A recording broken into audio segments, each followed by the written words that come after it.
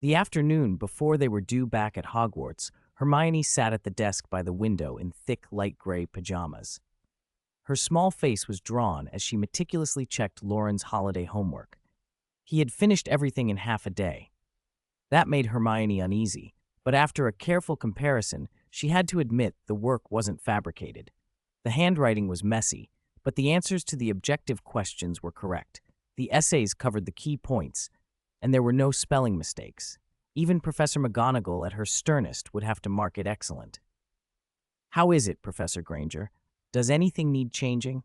Loren asked lazily from the bed, a Rubik's Cube rattling between his 10 fingers. "No, Loren, your homework is fine." Hermione drew the words out, her tone oddly offended. Loren patted over, set the solved cube on the table, and with affectionate mischief, pinched the back of her neck as if she were a scolding kitten. He pulled his hand away before she could retaliate, clapped his hands, and announced, "We're off to Hogwarts tomorrow. I'll pack my things. See you then." He waved his wand. With a faint thump in the air, his figure vanished from her room. Hermione pursed her lips, paused, then opened her transfiguration book with renewed resolve. Sooner or later she would turn him into a cat and give him a proper lesson. Across town, Loren and Bates were packing, mostly spring and summer clothes, many newly bought by Bates, some with labels, some plain. Loren could have finished in 5 minutes with magic, but Bates insisted he do it by hand. He'd bought the clothes, and using magic would be disrespectful to the effort. Loren obliged. "I've always wondered," Loren said, folding a sweater. "Do wizard robes change size with a wizard's body? And what about styles?" Bates, folding last year's clothes into boxes, looked up. Many no longer fit. "There probably are ways," Loren said thoughtfully. "From an alchemy point of view, it isn't hard, but I haven't seen it done. Last time I took you and Hermione to Diagon Alley, there was a wizard in the pub with a vulture specimen on his hat. Were those specimens real?" Bates asked. "Probably," Loren shrugged. "Blah. A bunch of weirdos," Bates muttered, then grew serious. "Don't turn into one of those odd wizards, Blug. You'll have to live in the ordinary world too one day. Don't pick up bad habits, you hear?" "I don't like vulture specimens," Loren said with a sly look, changing his tone. "I prefer snake specimens." Bates's eyes widened for a beat, then he laughed and swatted Loren's leg. "You brat!" The slap barely hurt. The old wool was oddly comforting. Loren quieted for a moment, then the two started joking again, Bates scolding and laughing in turn. The next day, at King's Cross, platform 9 3/4, Monica held Hermione's hand and whispered as they waited. Nearby, 3 men were crouched by the station entrance, fascinated by the barrier, watching the mechanism as people passed through. "Look at that rod," Wendell said in a low voice. "It lifts and drops. Doesn't it look like casting and reeling a fishing rod?" Loren and Bates exchanged a look that said, "This one's beyond help." The parents' final words were those they had repeated 1,000 times. A few more repetitions wouldn't change anything, and lecturing at the platform wouldn't do any good either. Bates hoped Hermione would help keep an eye on Loren and steer him academically. The Grangers hoped Loren would look after Hermione and see she kept well. Parents always thought their children delicate. Monica's instructions sounded different from the usual, but the station was noisy and crowded. No one else heard them. The 2 children dragged their empty black suitcases toward the barrier and, without a pause, stepped through the brick wall and vanished. The 3 parents stood staring at the spot for a long time before finally turning away in silence. On the Hogwarts Express, Loren and Hermione arrived early and found an empty compartment at the end of a carriage. As the whistle faded, the train pulled out of the city, carving through the countryside where the last of the snow clung to hedgerows and fields. Hermione had been staring out of the window. She turned to Loren, who was unwrapping a packet of cockroach clusters. "I still think your handwriting is too messy," she said. Loren made a face. The snacks went from tempting to utterly unappealing in an instant. "Why don't you have me rewrite it tonight in the dormitory? What if a professor can't read it and marks it down?" "A lower mark is better than making me do it again," Loren said, rolling his eyes. Irritated, he shoved a cockroach cluster into Hermione's mouth. "Shut up and eat."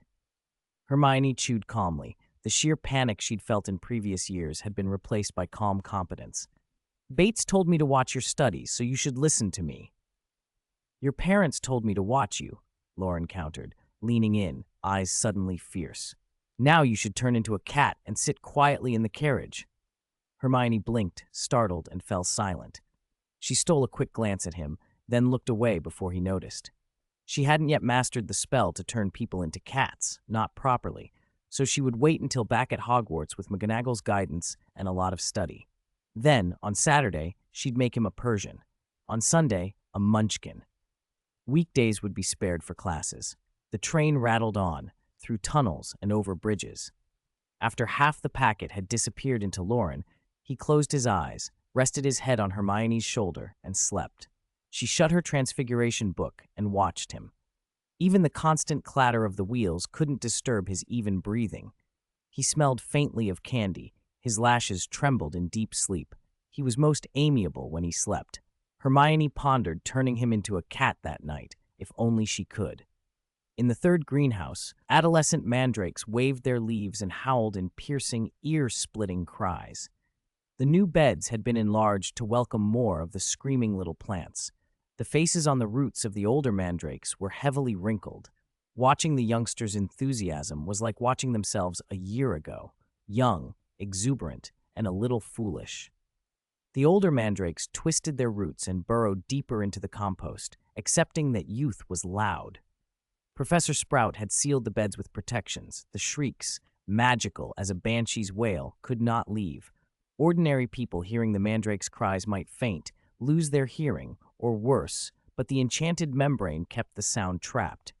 "They've never been this excited," Sprout said with undisguised delight. "Their communal habits are stronger than we thought. This batch should do very well." Professor McGonagall, standing nearby, smiled. "Remus, you must be relieved now," she said to Lupin, who'd been worrying about the wolfsbane potion, the mandrakes for animagus practice, and the many other tasks Hogwarts had taken on. Lupin's voice was softer than usual, almost a murmur. "I don't know how to thank you. I'll see everything through." Sprout didn't know what to say.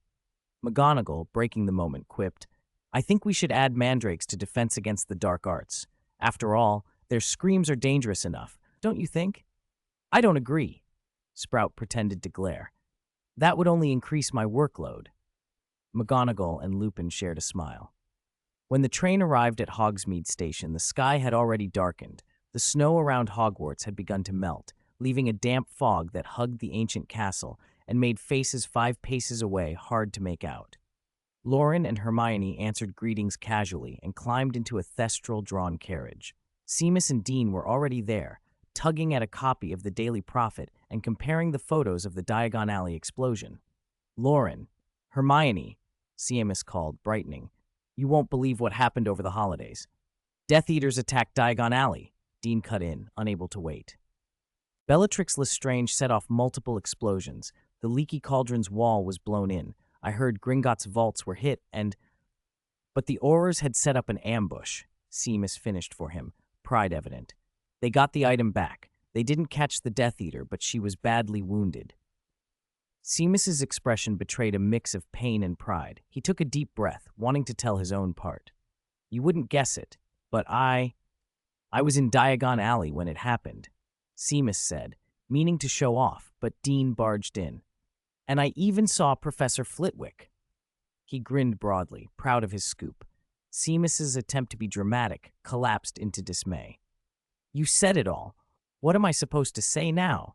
He lunged at Dean, fists flailing, and began to batter him while wailing indignantly about how brave he'd been and how his mother would be furious when she found out he'd gone without permission. Loren and Hermione kept quiet. Loren signaled to Hermione with his eyes. Better not to tell Seamus anything more. Hermione nodded imperceptibly. Later, at the welcome feast in the Great Hall, after the customary rest and Dumbledore's brief address, the hall erupted in noise and joy. The younger students sat at their house tables again. Hermione hurried to tell her dormmates about the holidays.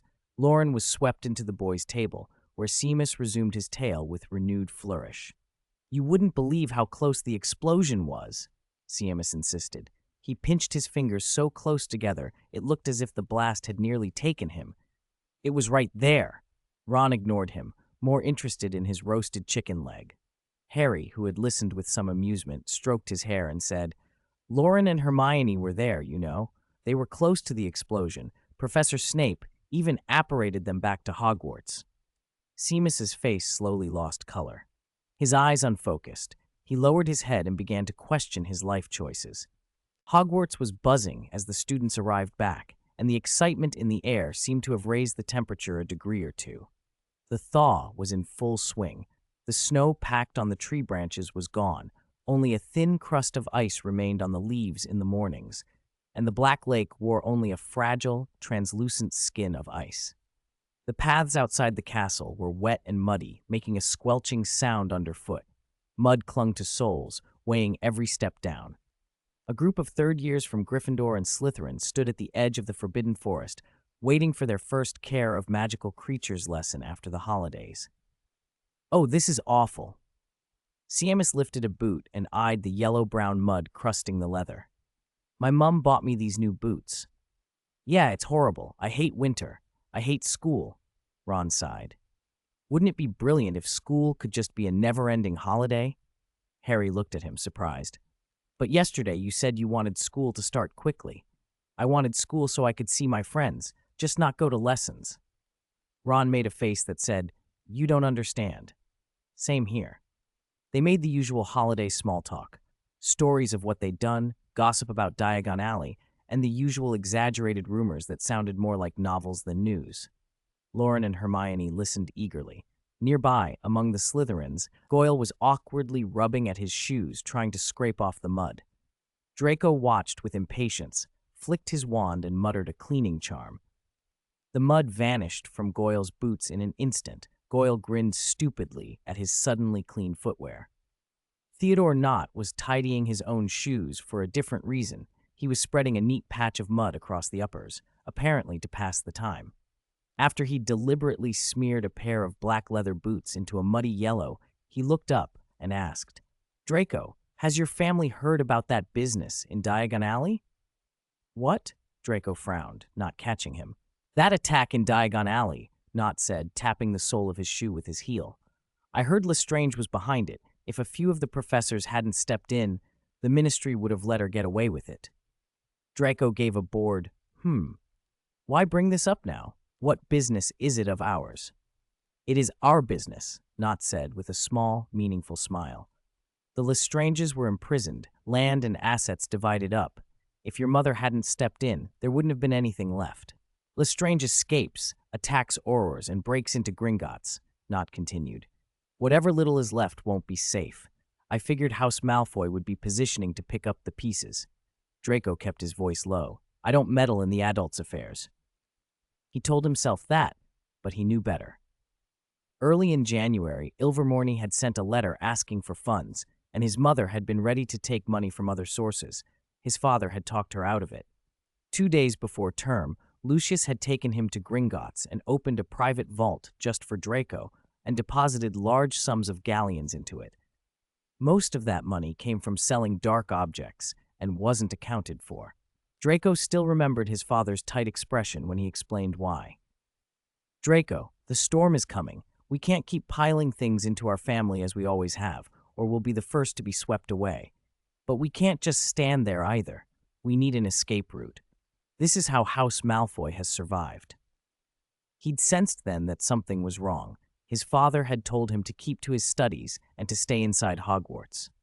Hagrid, from Care of Magical Creatures, ambled up at that moment, carrying a smoking tin bucket in one hand and a bundle of firewood over his shoulder. He dumped the wood nearby, set the bucket down, clapped his huge hands, and boomed, "Well, well, long time no see, you lot!" "Professor Hagrid!" the students chorused, craning to see into the bucket. Hagrid had anticipated their interest. "I know it's cold and damp, Fang won't even come out, so I wagged a little surprise for ye." He made a ring of the firewood, tipped half the tin's contents, a hotbed of coals, into the center and blew. The wood caught, and with a rush, the bonfire leapt up. Dozens of small, fiery red salamanders darted through the flame, the markings on their backs glowing like little neon patterns. "Wow!" The students reflected the firelight in their eyes.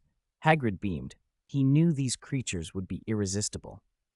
Salamanders are born in fire, and they feed on it, he explained. As long as the fire they're in don't go out, they can live on.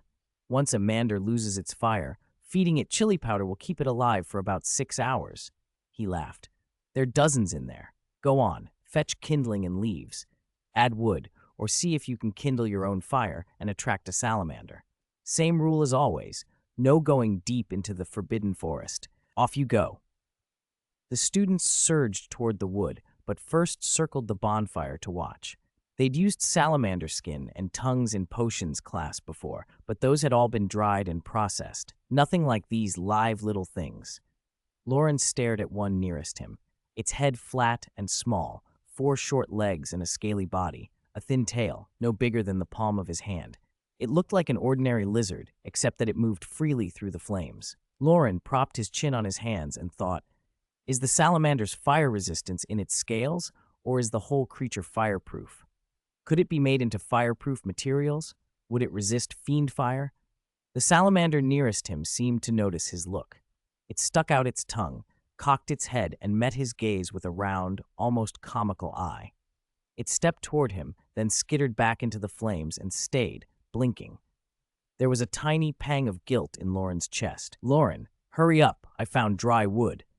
Harry and Ron pulled him toward the trees. Hermione stayed crouched by the bonfire, watching the little creature they'd just made eye contact with.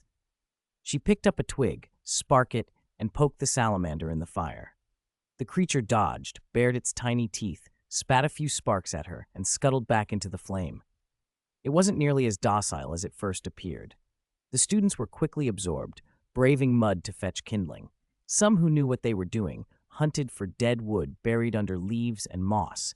Others attempted to break branches with hexes. Soon a dozen small fires dotted the grounds. Much of the damp wood smoked badly, sending coughing plumes into the air, and more than one student came away blackened with soot but beaming regardless. Only a few fires burned well. Loren's was one of the successful ones. Why can you attract salamanders with your torch and Harry and I can't? Ron poked at Loren's fire with a twig. The salamanders darted through the blaze and ignored him. Are you looking down on me?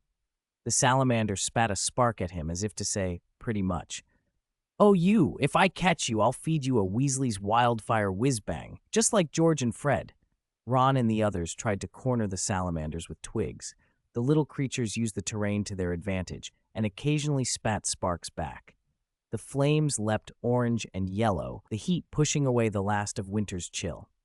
Faces warmed and cheeks pinked. Loren and Hermione crouched opposite the fire, watching another salamander gorge itself and redden until its scales seemed to glow. After a satisfied little burp, it spat out a tiny orange-yellow flame the size of a bluebell. It drifted out of the fire, and the wind quickly scattered it. Hermione's eyes lit up. She waved her wand and conjured a few small blue flames, guiding them toward the salamander. The creature flicked its tail and darted into the blue fire. Its scales shifted to a pale blue tone. Loren felt the itch to experiment, but he knew salamanders likely had little defense against fiend fire, so he restrained himself. He tapped his wand and transfigured a few flames into small animals that dove into the bonfire to play with the salamanders. The crackling intensified. Hermione shot him a quick look, clenching her teeth a little. Damn, even the flames you transfigure are munchkin cats, she thought. Is he implying something? Still, she couldn't help being impressed. He could transfigure and control formless fire. The idea lodged in her like a sudden, inspiring spark about transfiguration. That afternoon, after their first arithmancy class ended at 4:30, Loren and Hermione had a little time before dinner. Hermione, are you going to the library to get homework done? Loren asked. Hermione looked away guiltily. I'm planning to see Professor McGonagall about transfiguration, she added silently in her head, mainly about how to turn you into a cat. Loren didn't notice her oddness. I'm going to see Headmaster Dumbledore about this transformation talent of mine, and I want to ask about Horcruxes. Oh, right, Hermione said slowly. Well, go ahead. See you at dinner. Loren waved and made his way to the headmaster's office. He pushed open the oak door and found the room unusually quiet. Fawkes was dozing on his perch. Dumbledore was nowhere to be seen. As headmaster, not being here on the first day, how irresponsible. Loren muttered, and his eyes fell on the desk. Besides teacups and silverware, there was a small golden cup sitting where it always did. Hufflepuff's cup. He hesitated. Loren had always been curious about this Horcrux. He'd never had the chance to examine it closely when he left before. Since it was here, it would be a shame not to take a closer look. He approached and inspected the cup carefully. The handles were delicate, the body engraved with badger motifs. A clear yellow aura shimmered around it, shot through with a faint black mist. Apart from that, it seemed solid and ordinary. Compared to that diary that talks back, other Horcruxes seem a lot more rigid, Loren murmured. Does that mean there's a difference in the container, or in the piece of soul lodged inside? He wondered aloud. You raise an interesting point. Dumbledore appeared from the inner room, wearing a roomy gray cashmere sweater. Good afternoon, Loren. Caught in the act, Loren didn't pretend embarrassment. He stepped closer and asked, Why do you say that, Professor? Dumbledore sank into his chair behind the desk. The process of splitting the soul by murder is not precise, he said. When he made the diary, he was a student and his own soul had not yet settled. He had only just discovered certain truths about his birth. His soul was vibrating when he created that Horcrux. So you think, when he made his first Horcrux, he shattered off a large piece? Loren asked, thinking it through. Dumbledore nodded. I believe even Lord Voldemort himself cannot say exactly how much of his soul he has left after all those splits. No wonder he was brilliant as a student and then so reckless, Loren said, half to himself. Dumbledore smiled and shook his head, but did not press the point further. He poured Loren some tea and set the cup down in front of him. So, on the first day of school, do you need anything from your irresponsible headmaster? Loren looked up, perhaps a little too eagerly. I can turn into a cat! 363. Professor Tom Gunter. Professor Gaunt, Chapter 3. The headmaster's office at Hogwarts was so quiet, one could hear the soft hiss of silver instruments releasing white steam. Portraits of past headmasters watched from the walls, their painted faces holding the same expressions as they peered toward the chair by the desk. Dumbledore's own face was even more serene than usual, as he regarded the white lion cat perched on a cushion, a curious light in his clear blue eyes. To be honest, Dumbledore said, as a former transfiguration professor at Hogwarts, I have seen many unusual human transfigurations and many rare talents. His interest was lively. But I must say, this ability of yours deserves to be in today's transfiguration. The variety of animal forms is greater than an animagus's, and the scope of the transfiguration involved is broader than a metamorphmagus's. He paused, then asked with keen curiosity, Can you transform into other people, like with Polyjuice Potion? Meow. Morgan opened his mouth to answer, realized he was still a cat, shook the mane around his neck and relaxed back into human form. No, I can't. Turning into animals doesn't seem to allow for full facial changes. Whether I'm a cat or an owl, the features of the transformed form are very consistent, especially the heterochromatic eyes. It doesn't feel like ordinary transfiguration. It's as if my appearance is being translated into corresponding animal traits by some inexplicable magic. I was just about to ask you how to control it. This comes from magic passed down by Morgan Le Fay, Dumbledore murmured, rubbing his fingers along the rim of his teacup, falling into thought for half a minute. I can't think of a concrete method right now, but wizarding magic is always full of possibilities. Parseltongue might have some link. Metamorph Magus abilities can mimic deeper transfigurational changes. Once you truly grasp the essence of transfiguration, perhaps you can refine those details. Morgan sipped his tea and exhaled slowly. That's a long way off. His tone was casual, almost lazy. He made it plain he wasn't eager to pursue it immediately. Dumbledore smiled indulgently. Maybe you could reverse engineer the process into a ritual. Unrestrictedly changing into other animals would be a kind of magic beyond animagi. Forget it. I'm not Miranda Goshawk. Public benefit research and getting into textbooks sounds exhausting. He leaned back into the chair. Besides, when I transform, a strange magical energy seems to remain in my body. I can control it to change my form. That's why I wondered, if there's magic inside me, could I become a magical creature? A groundbreaking idea, Dumbledore said with approval. If you managed that, you'd be pioneering a new field of magic. Right? Morgan gave a small, sheepish smile. And assuming it's safe, Hogwarts professors would encourage students to experiment. Dumbledore's gaze lingered on Morgan's face, and he spoke more seriously. I should also ask one favor. Keep an eye on Harry for me. If he dreams of any strange scenes or conversations again, tell me immediately. Has something happened? Morgan asked, surprised. Dumbledore rarely mentioned Harry's dreams. He always hoped Harry would master occlumency and cut the connection to you-know-who, something Harry had no intention of doing. Pettigrew's body has been stolen, Dumbledore said, rubbing his temples as if thinking about it gave him a headache. Not long after Bellatrix's attack at Gringotts, the body kept at St. Mungo's disappeared. I suspect it's connected to Lord Voldemort. What? Harry and Ron's eyes went wide. Hermione looked stunned as well, at a loss for words. Morgan nodded. It's not certain, but Dumbledore suspects as much. The headmaster hadn't insisted on secrecy, and news like this would probably hit the front page of the Daily Prophet soon. After leaving Dumbledore and having dinner, Morgan called the others to an empty classroom and relayed what he'd been told. Ron shivered, imagining the short, stout, bald, middle-aged man. What does he want a man's body for? He asked, visibly uncomfortable. To find a host, of course, Morgan said, flinging his hands apart. Otherwise what? The winter's cold, so he wants someone to warm the bed? That's what Percy did. I never cuddled with scabbers, Ron retorted, indignant. Harry said nothing, and Morgan stared blankly for a beat. Hermione cut across them. Let's stop joking and talk about Voldemort properly. She moved a little nearer to Harry. The last time I heard about your dream, you said Voldemort looked like an infant. He must have been very weak then. I wonder what he's like now. Morgan considered. Whatever his condition, he's a parasitic spirit at the moment, probably similar to how Quirrell was back then. That stinky Quirrell was bad enough, Ron grumbled. Why didn't the Ministry just put Wormtail down back then? Now look, bigger trouble. Stop grumbling, Hermione snapped. This isn't something we should be worrying over now. You need to study and prepare for exams. Merlin's beard, Ron groaned. It's the start of term. Exams are centuries away. They laughed, and the conversation brightened, moving on to new term classes, elective exams, and next week's Quidditch match.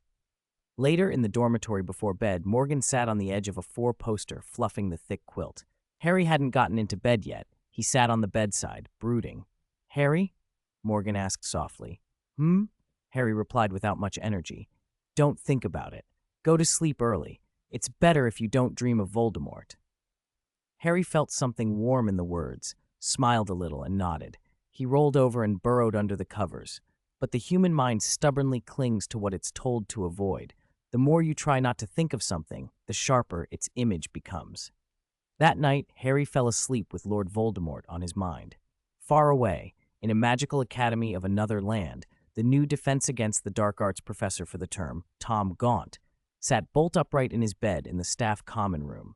In the black depths, blood-red eyes flashed and were gone. The short, stout, bald, middle-aged man on the mattress looked pale as if dragged from icy water. Voldemort frowned. He had sensed a faint fluctuation of soul essence and tried to concentrate on it, but the sensation faded. He searched the room and found nothing. Perhaps this body was faulty. Wormtail's, Pettigrew's soul had been through trauma. It was not unusual for the host to be unstable. Back at Hogwarts, the new term eased into routine. Most professors spent a week or two reviewing last term's material. Professor McGonagall's frequent complaint to Professor Sprout was, I suspect many of our little wizards were attacked by dark magic over the holidays. Otherwise, how could so much of what they learned be as if wiped by a memory charm? Professor Snape would have agreed. The students seemed cheerful and oblivious, excited by the new term and the refreshment of school life, except where certain potions lessons and peeves were concerned. Clubs resumed. The first club night of the term was Professor Lupin's Patronus revision. On the first Thursday evening back, he held a Patronus workshop in the Great Hall. Hundreds of candles floated, their soft light bathing the room. The house tables had been removed, and a gilded platform set along the walls. I apologize for putting this on you in the first week, Professor Lupin said with a gentle smile from the podium. But perhaps many of you still have happy memories from the Christmas holidays. While those memories are fresh, someone might be able to produce a corporeal Patronus. Cheers rippled through the hall. I'll lead you through the incantation and the essentials, Lupin continued. Morgan watched Lupin from the edge of the stage and nudged Harry and Hermione. Has Professor Lupin put on weight? He looks a bit rounder. Hermione peered and nodded hesitantly. Harry went quiet, remembering how Lupin had spent the holidays and thinking that a diet of roasted chicken legs would make anyone gain a bit. To help everyone learn the Patronus faster, I've invited 3 assistant professors tonight, Lupin announced, raising his voice. In addition to Harry Potter, who you know from last term, the other 2 are our new assistants, Morgan and Hermione Granger. If you have questions, ask any of the 3. Below the platform, students cheered and called names. The Weasley twins made the most noise. Under the hall's attention, Morgan, Harry, and Hermione straightened, stepped forward, and moved into the practicing crowd. Expecto Patronum, the students chanted. Silvery light began to gather, like woven ribbons of light, growing more beautiful as it pooled. Ron, inspired by seeing his friends as assistants, threw himself into it but slumped after 10 minutes. I can't see any shape, he admitted, dejected, staring at the little glow at his wand tip. Focus on a happy memory, Ron. Pour it into the charm, Harry advised earnestly. That's all you can say? Ron grumbled. My Christmas was with you 2. Those memories don't seem to be enough. Harry fell silent for a beat and then turned to help Ginny nearby. On the right-hand side of the hall, Hermione coached her roommates. Parvati, just a gentle flick of the tip, no big circles. Lavender, don't laugh. Pour in happy memories, don't laugh out loud. I think Parvati's silly face makes me happy. Lavender giggled and couldn't stop. She glanced toward Morgan among the Slytherin students, leaned in toward Hermione, and suppressing a laugh, whispered, Hermione, does happy memories from dating Morgan help the Patronus form? Hermione flushed. What are you saying? Happy memories aren't categorized. Parvati looked suddenly enlightened. No wonder you and Morgan mastered the Patronus charm. Oh dear. Lavender feigned disappointment. It seems neither of us will ever cast a Patronus. Don't be silly, Parvati said. Harry learned the Patronus just fine. At the mention of Harry, Lavender and Parvati broke into excited, silly smiles and turned their attention toward him. 364. A different classroom. The silver-white glow of Patronuses intertwined with hundreds of candles, lighting up the entire great hall. Loren slipped past a few little wizards who were playfully dueling with Patronus light and moved into the area where the Slytherins were gathered. All 3 assistant professors were Gryffindors, and they couldn't all cluster in the Gryffindor section. Doing so would look as if Professor Lupin were favoring them. So they spread out, and Loren found himself among the Slytherins.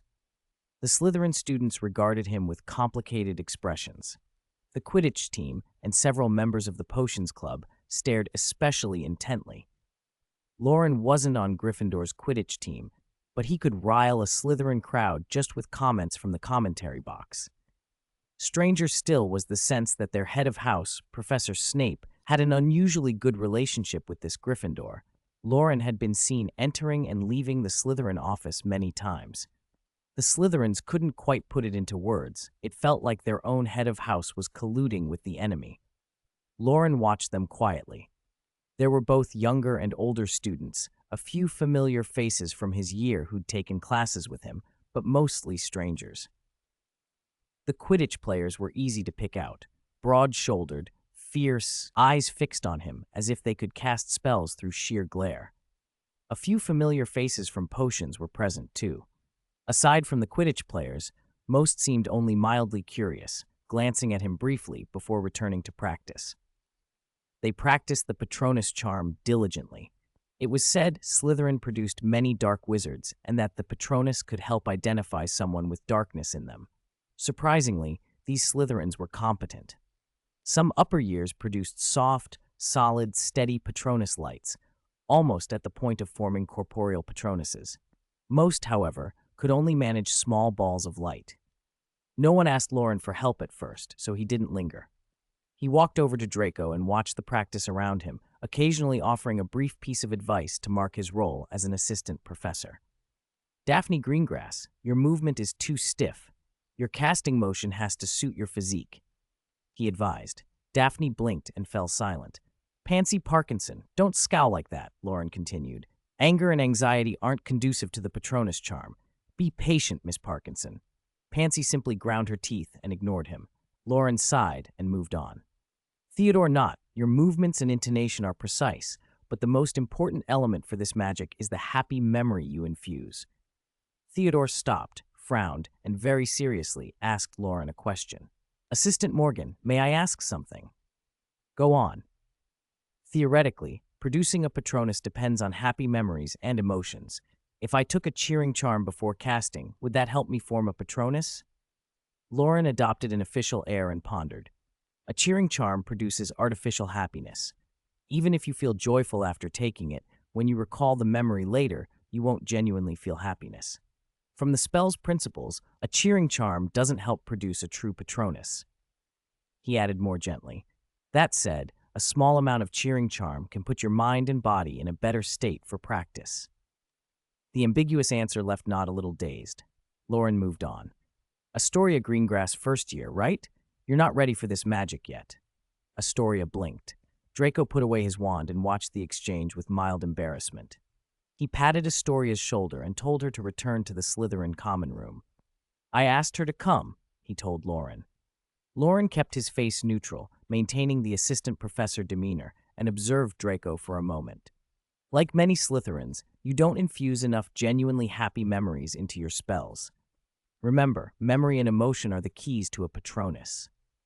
Draco nodded without expression. Assistant Morgan, I have a question as well. He steered Loren to an empty corner near the wall, away from the crowded center.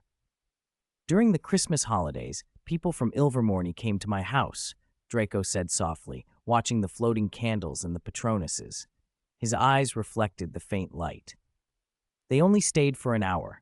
They demanded nearly 10,000 galleons from my father and left as soon as they had them. Loren's jovial demeanor dropped. He paused. Have you tried to find out what they did with the money? Galleons are stored in a wizard's private vault or at Gringotts. Both are hard to trace, Draco said, shaking his head. Loren almost reached for a light consolation, but Draco's flat face made anything feel pointless. If you need help, come to me. Draco gave a non-committal sound. Before they could say more, a cheer swept through the great hall like a wave. Cedric, Cedric, Neville Longbottom, Longbottom. Names mixed with shouts about corporeal Patronus and the frantic excitement of the students. Loren turned toward the chaotic center and saw two familiar twins forcing Cedric and Neville onto the stage. Lee Jordan and Justin Finch Fletchley shouted encouragement. Cedric, show us! Quick, demonstrate! Cedric caught sight of a girl among the Ravenclaws and smiled. He brushed a disheveled lock of hair from his forehead, held his wand casually in his palm, and with a relaxed wrist spun the motion. Expecto Patronum. Silver-white light burst from the tip of his wand, coiling like a clean breeze and settling into a stout, four-legged animal before the stage. Students stared, trying to identify it at first glance. A whip-like tail swayed slowly, its body compact and solid, and two curved horns jutted from a triangular head. A buffalo, Cedric murmured, easing Neville's nerves. Don't worry, just do it like I did. You've done it once before. If you fail now, it's fine. Neville had sweat on his brow. Nerves or exertion, it was hard to tell. His hand trembled as he raised his wand. Expecto Patronum. The light gathered slowly into a proud, disdainful lion, mane rippling as if stirred by breeze, teeth bared, large paws planted.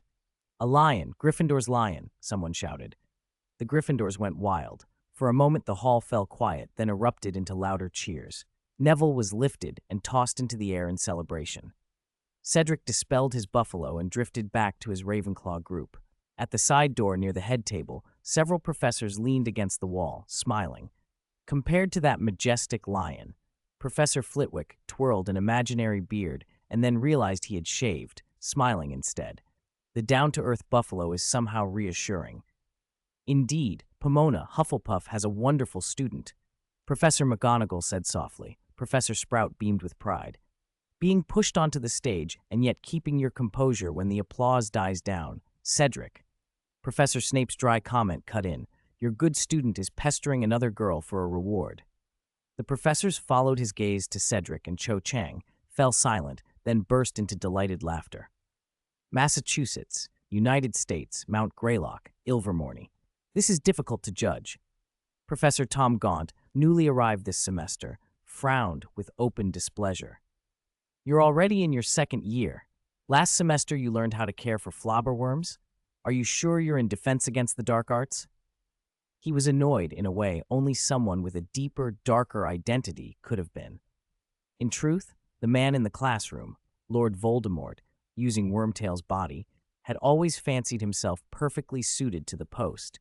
Dealing with these somewhat childish second years, however, tried his patience. The Pukwudgie second years sat silent. A few Thunderbirds nodded in agreement. Flobberworms were dull. Voldemort forced a smile. You possess magic, remarkable talent. You should be learning practical defensive spells. A Thunderbird student, wearing a golden Gordian knot emblem on his chest, protested in a small voice. But Professor Amos says we're only second years. Our magic is weak. It's more important to cultivate our minds with simpler creatures than to try to learn advanced spells. Encouraged, some Pukwudgie students chimed in. Professor Amos wants us to learn a mindset for dealing with dark creatures first. That way, when we learn powerful spells later, we'll know which to use. Voldemort, Gaunt, nodded with a practiced air. That's reasonable, children, but Professor Amos chose the wrong subject. The students looked at him expectantly. For weak insects, all you learn is how to handle weak insects, he said. To face fierce beasts, you must confront beasts. With that, he waved his wand and transfigured a grotesque, enormous bird of flame. The scarlet bird filled most of the classroom. Fractured bone jutted from its wings and crimson blood splattered the floor. Flames licked along the blood, burning it dry into ash. Heat shimmered the air. The smell of burnt flesh and iron filled the room. The little wizards shrank back in terror. A few Pukwudgie girls began to cry. Don't be afraid, Voldemort said softly. It's an illusion. It can't hurt you. This is your first lesson. Conquer your fear. Some brave Thunderbirds crept forward and reached toward the flames. Their hands passed through harmlessly, only warmth touched them. Fear turned to astonishment among the students.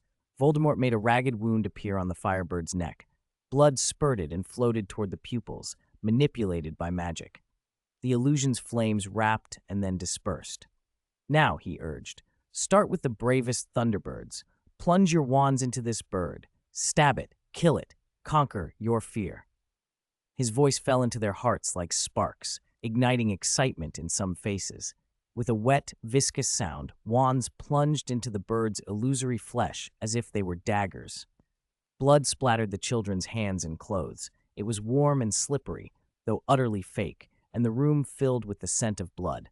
Don't be afraid. Don't worry about your clothes. It's all an illusion. Voldemort breathed in the metallic tang that seemed to fill the air, and a satisfied laugh escaped him. The eerie laughter made a Pukwudgie girl shrink back.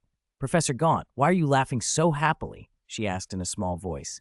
He crouched, wiping the fake blood from her face, and with a slow, intimate gesture, smeared crimson across half her cheek.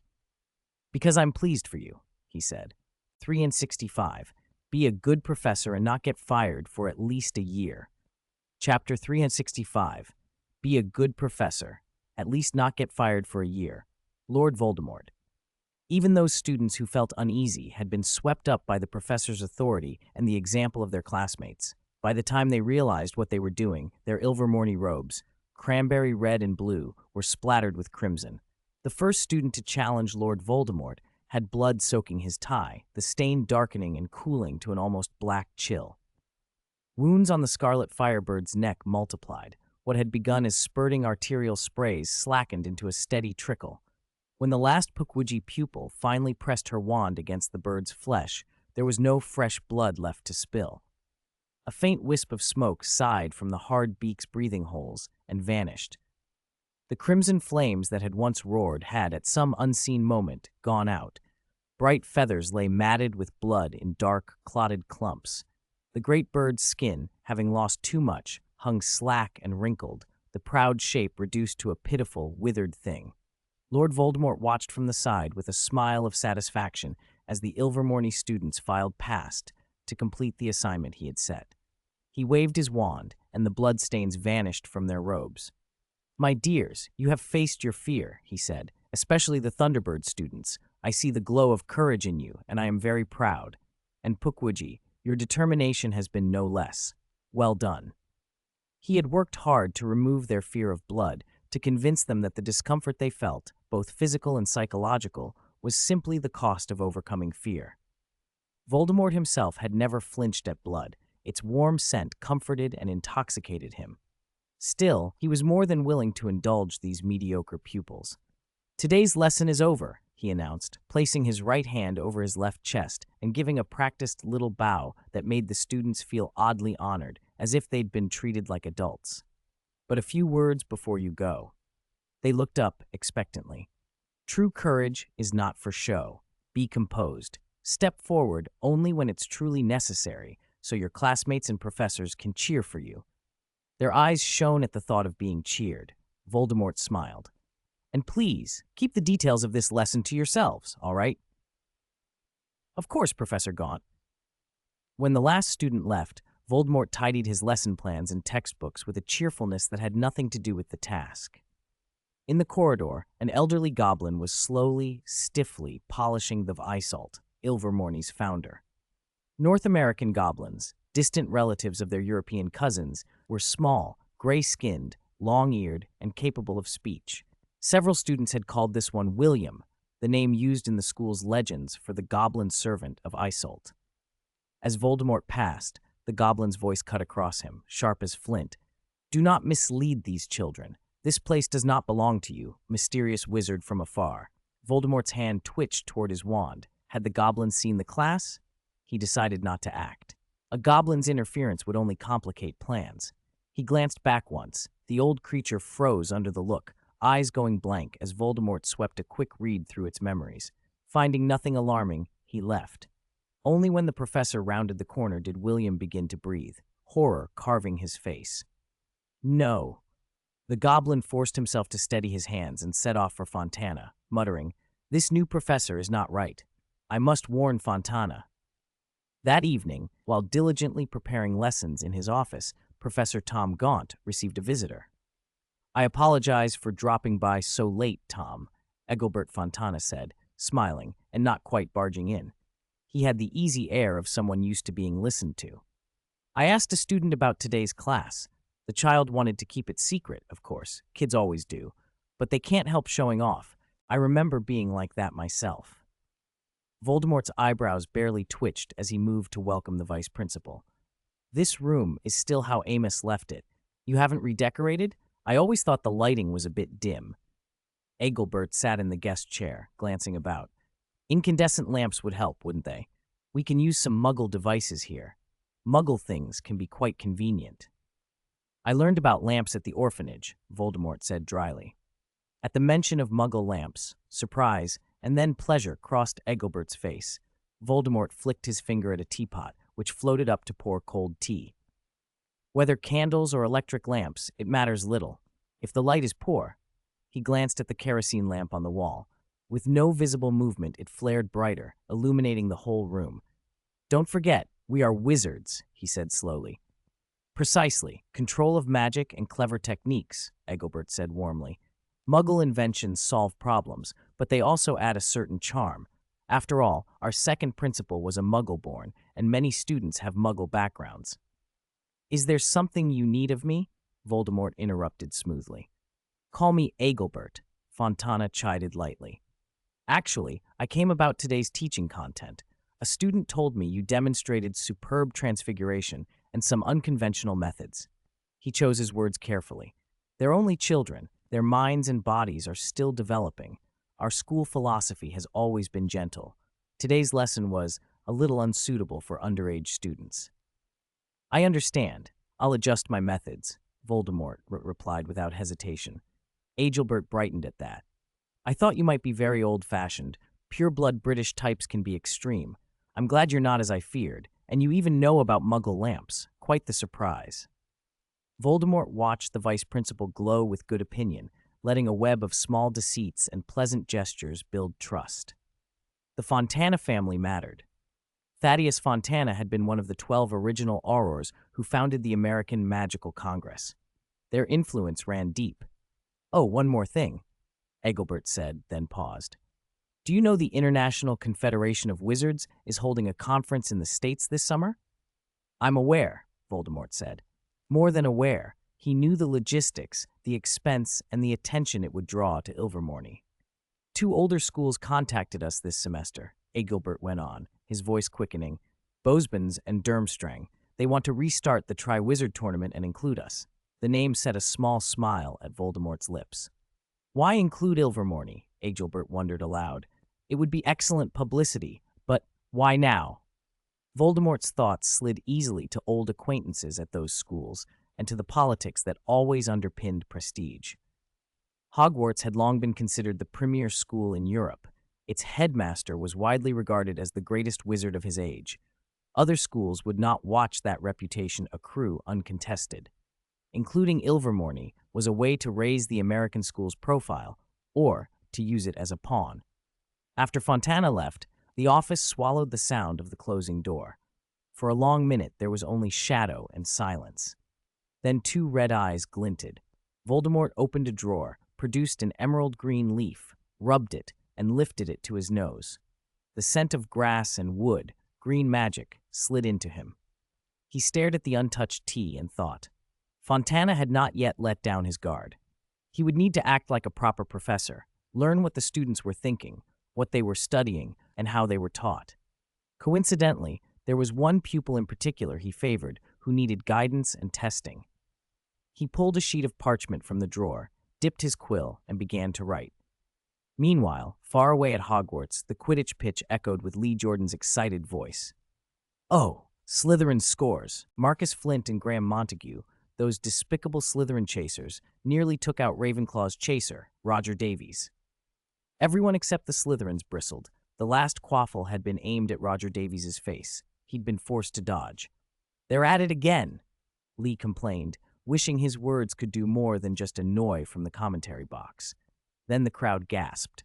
Oh, Roger didn't dodge. He took it in the face. The quaffle slammed into him. His nose seemed broken, though he'd stopped the ball. I hope Seeker Cho Chang finds that snitch, someone muttered. Before Lee could finish, Madame Hooch's whistle sounded. The match was over. Draco Malfoy had caught the golden snitch. Slytherin had won. The Gryffindor's protests died on the air. Loren, idly twining a lock of long hair around his finger, sighed. Not at the result, Hermione suspected, but because the match was done and he could no longer play with her hair. Hermione pushed aside the thought and returned, in her head, to the fundamentals of human transfiguration. Hagrid, the match is over. Let's go to your hut, Loren said. Hagrid, cramped in the crowded stands, stood and stamped his big feet. Aye, let's go. You wanted salamanders, right? I've got a whole bucket ready. 66. Letters from afar. Inside Hagrid's hut, Harry and Ron crouched by the blazing fireplace, prodding the salamanders with thin twigs. Sparks flew, and the little lizards hissed and spat as the fire licked around them. Loren had trapped a few bluebell flames in a clear glass jar filled with honey, coaxing 3 or 4 salamanders into it before sealing the lid. He held the jar up to his face, watching the creatures cling to the glass, then looked up at the giant beside him with a grin. That's enough. I can't raise any more. Thanks, Hagrid. Is that all you want? Hagrid said, waving a hand. I thought you're going to use them for potions or alchemy, and I was worried you wouldn't have enough. Don't worry about raising them, Hagrid went on. Just pop them in the Gryffindor common room fire. Those little blighters'll find their own food. Hermione took the jar from Loren and watched the salamanders with keen interest. Hagrid poured hot milk into 2 bowls, one for the trio of students and one for Fang.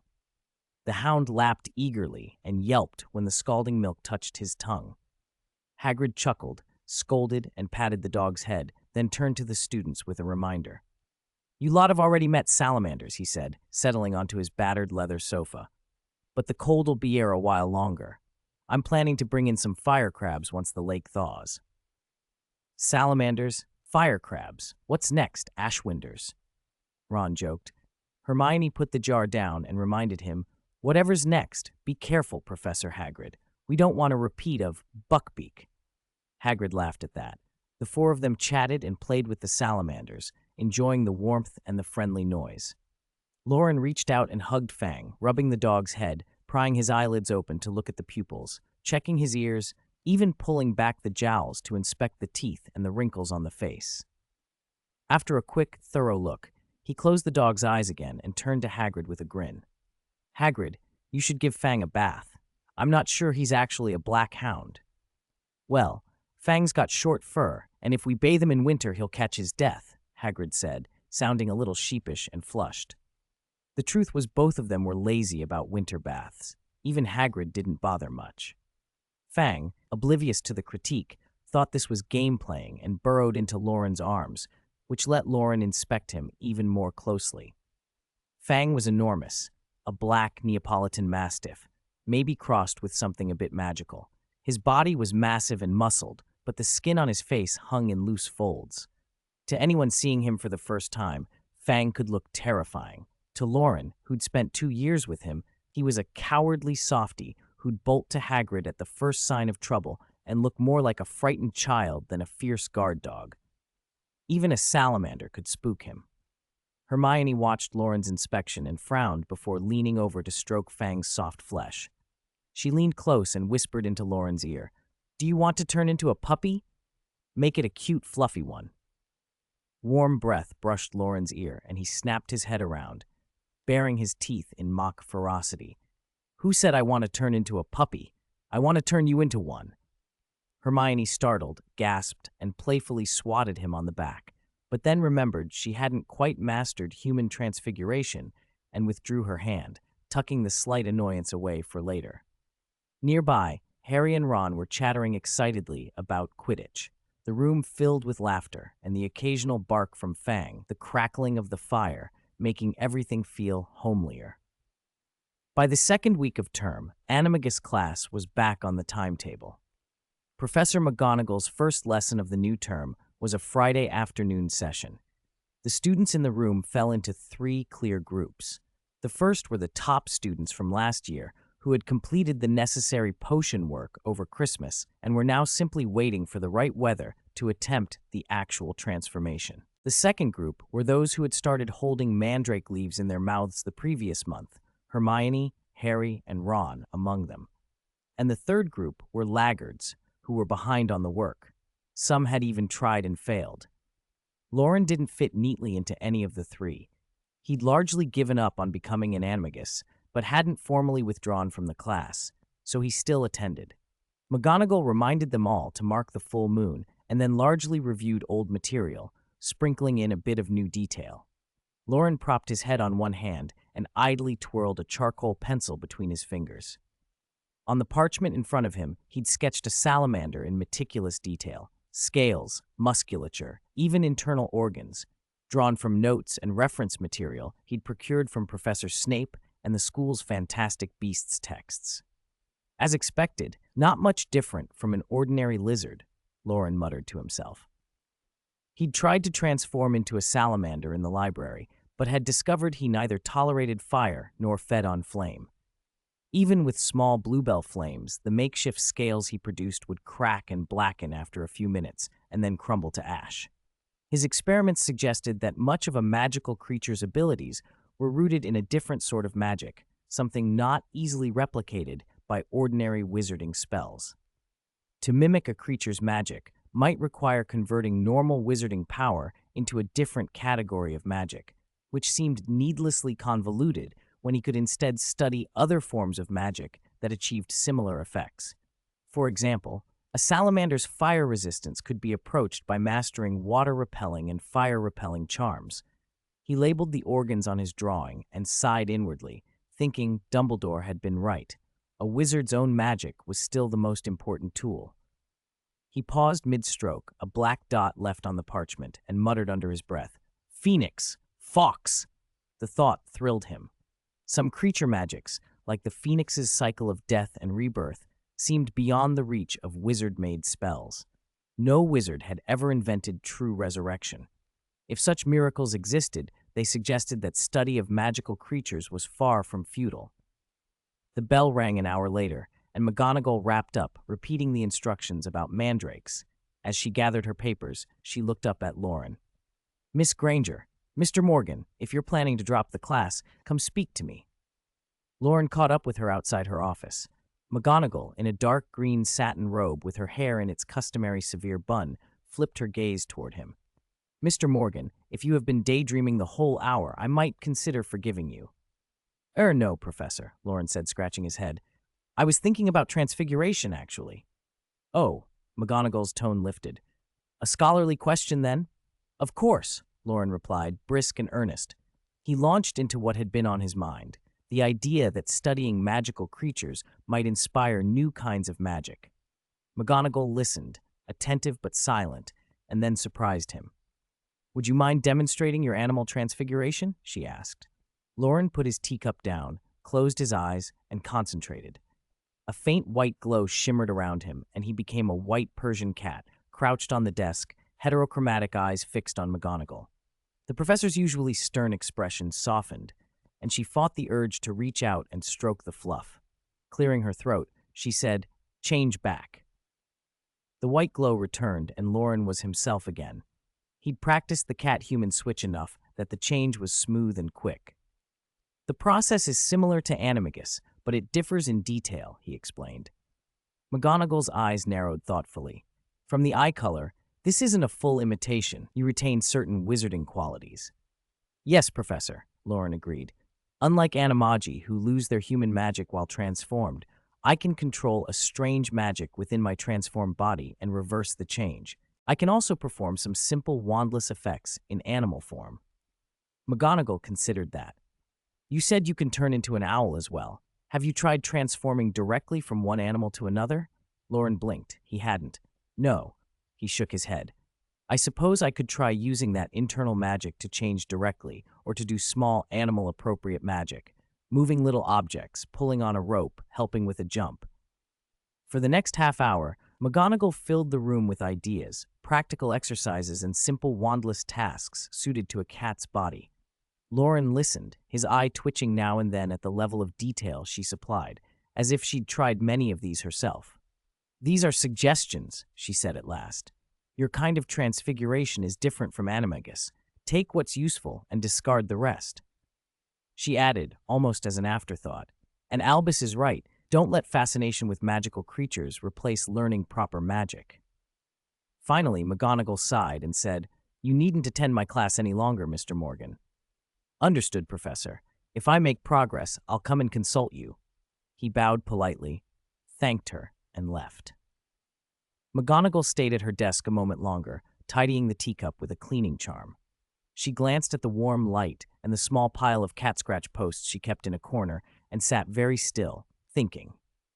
Loren made his way back to the Gryffindor common room, which was lively and crowded. First years clustered before the fireplace, fascinated by the salamanders. Hermione sat curled in an armchair by the window, lost in a thick book with a puckered, satisfied smile. Someone leant over and read the title aloud, "Wizards and Their Cats?" Bang! Hermione snapped the book shut and glanced over, wary. "I haven't even reached the first paragraph yet." Loren planted his hands on her shoulders and shook her lightly. "Is there something I'm not supposed to see?" Hermione blinked, her long lashes fluttering, and then produced a letter from behind her back. "You have a letter. Hanch just brought it." "How odd," Loren said, taking the pale yellow envelope. It had no postmark. The wax seal was a little blurred, but divided into 4 parts. He slid it open and drew out the letter, eyes sliding to the signature at the bottom left. "Sincerely, Dark Arts Defense Professor Tom Gaunt. To Loren Morgan, I can imagine the look of surprise on your face when this reaches you. What wizard would not feel honored to receive a letter from the Dark Lord? Count yourself lucky, child. You have a distinct privilege. Perhaps the wax seal puzzled you. Allow me a small indulgence. After more than a decade, I have reclaimed a human body I can fully control. I refuse to spend it hiding. If the Ministry had not tried to bury the news, you might have guessed already that Pettigrew's body is now mine. Isn't that delicious? You once asked me for Wormtail. As promised, I sent him into Hogwarts. I'm surprised you would return such a delightful gift. I have plans for him. At this moment, I write from the Defense Against the Dark Arts office at Ilvermorny. Ilvermorny was founded by a descendant of Slytherin, maybe in accordance with the founder's intent. It is a pity that Iseult Sayre stole the snakewood wand that belonged to her aunt, Gormlaith Gaunt, a direct descendant of Salazar Slytherin. Foreign blood twisted the Gaunt family's will. Iseult even took a Muggle husband, and so shared the honor.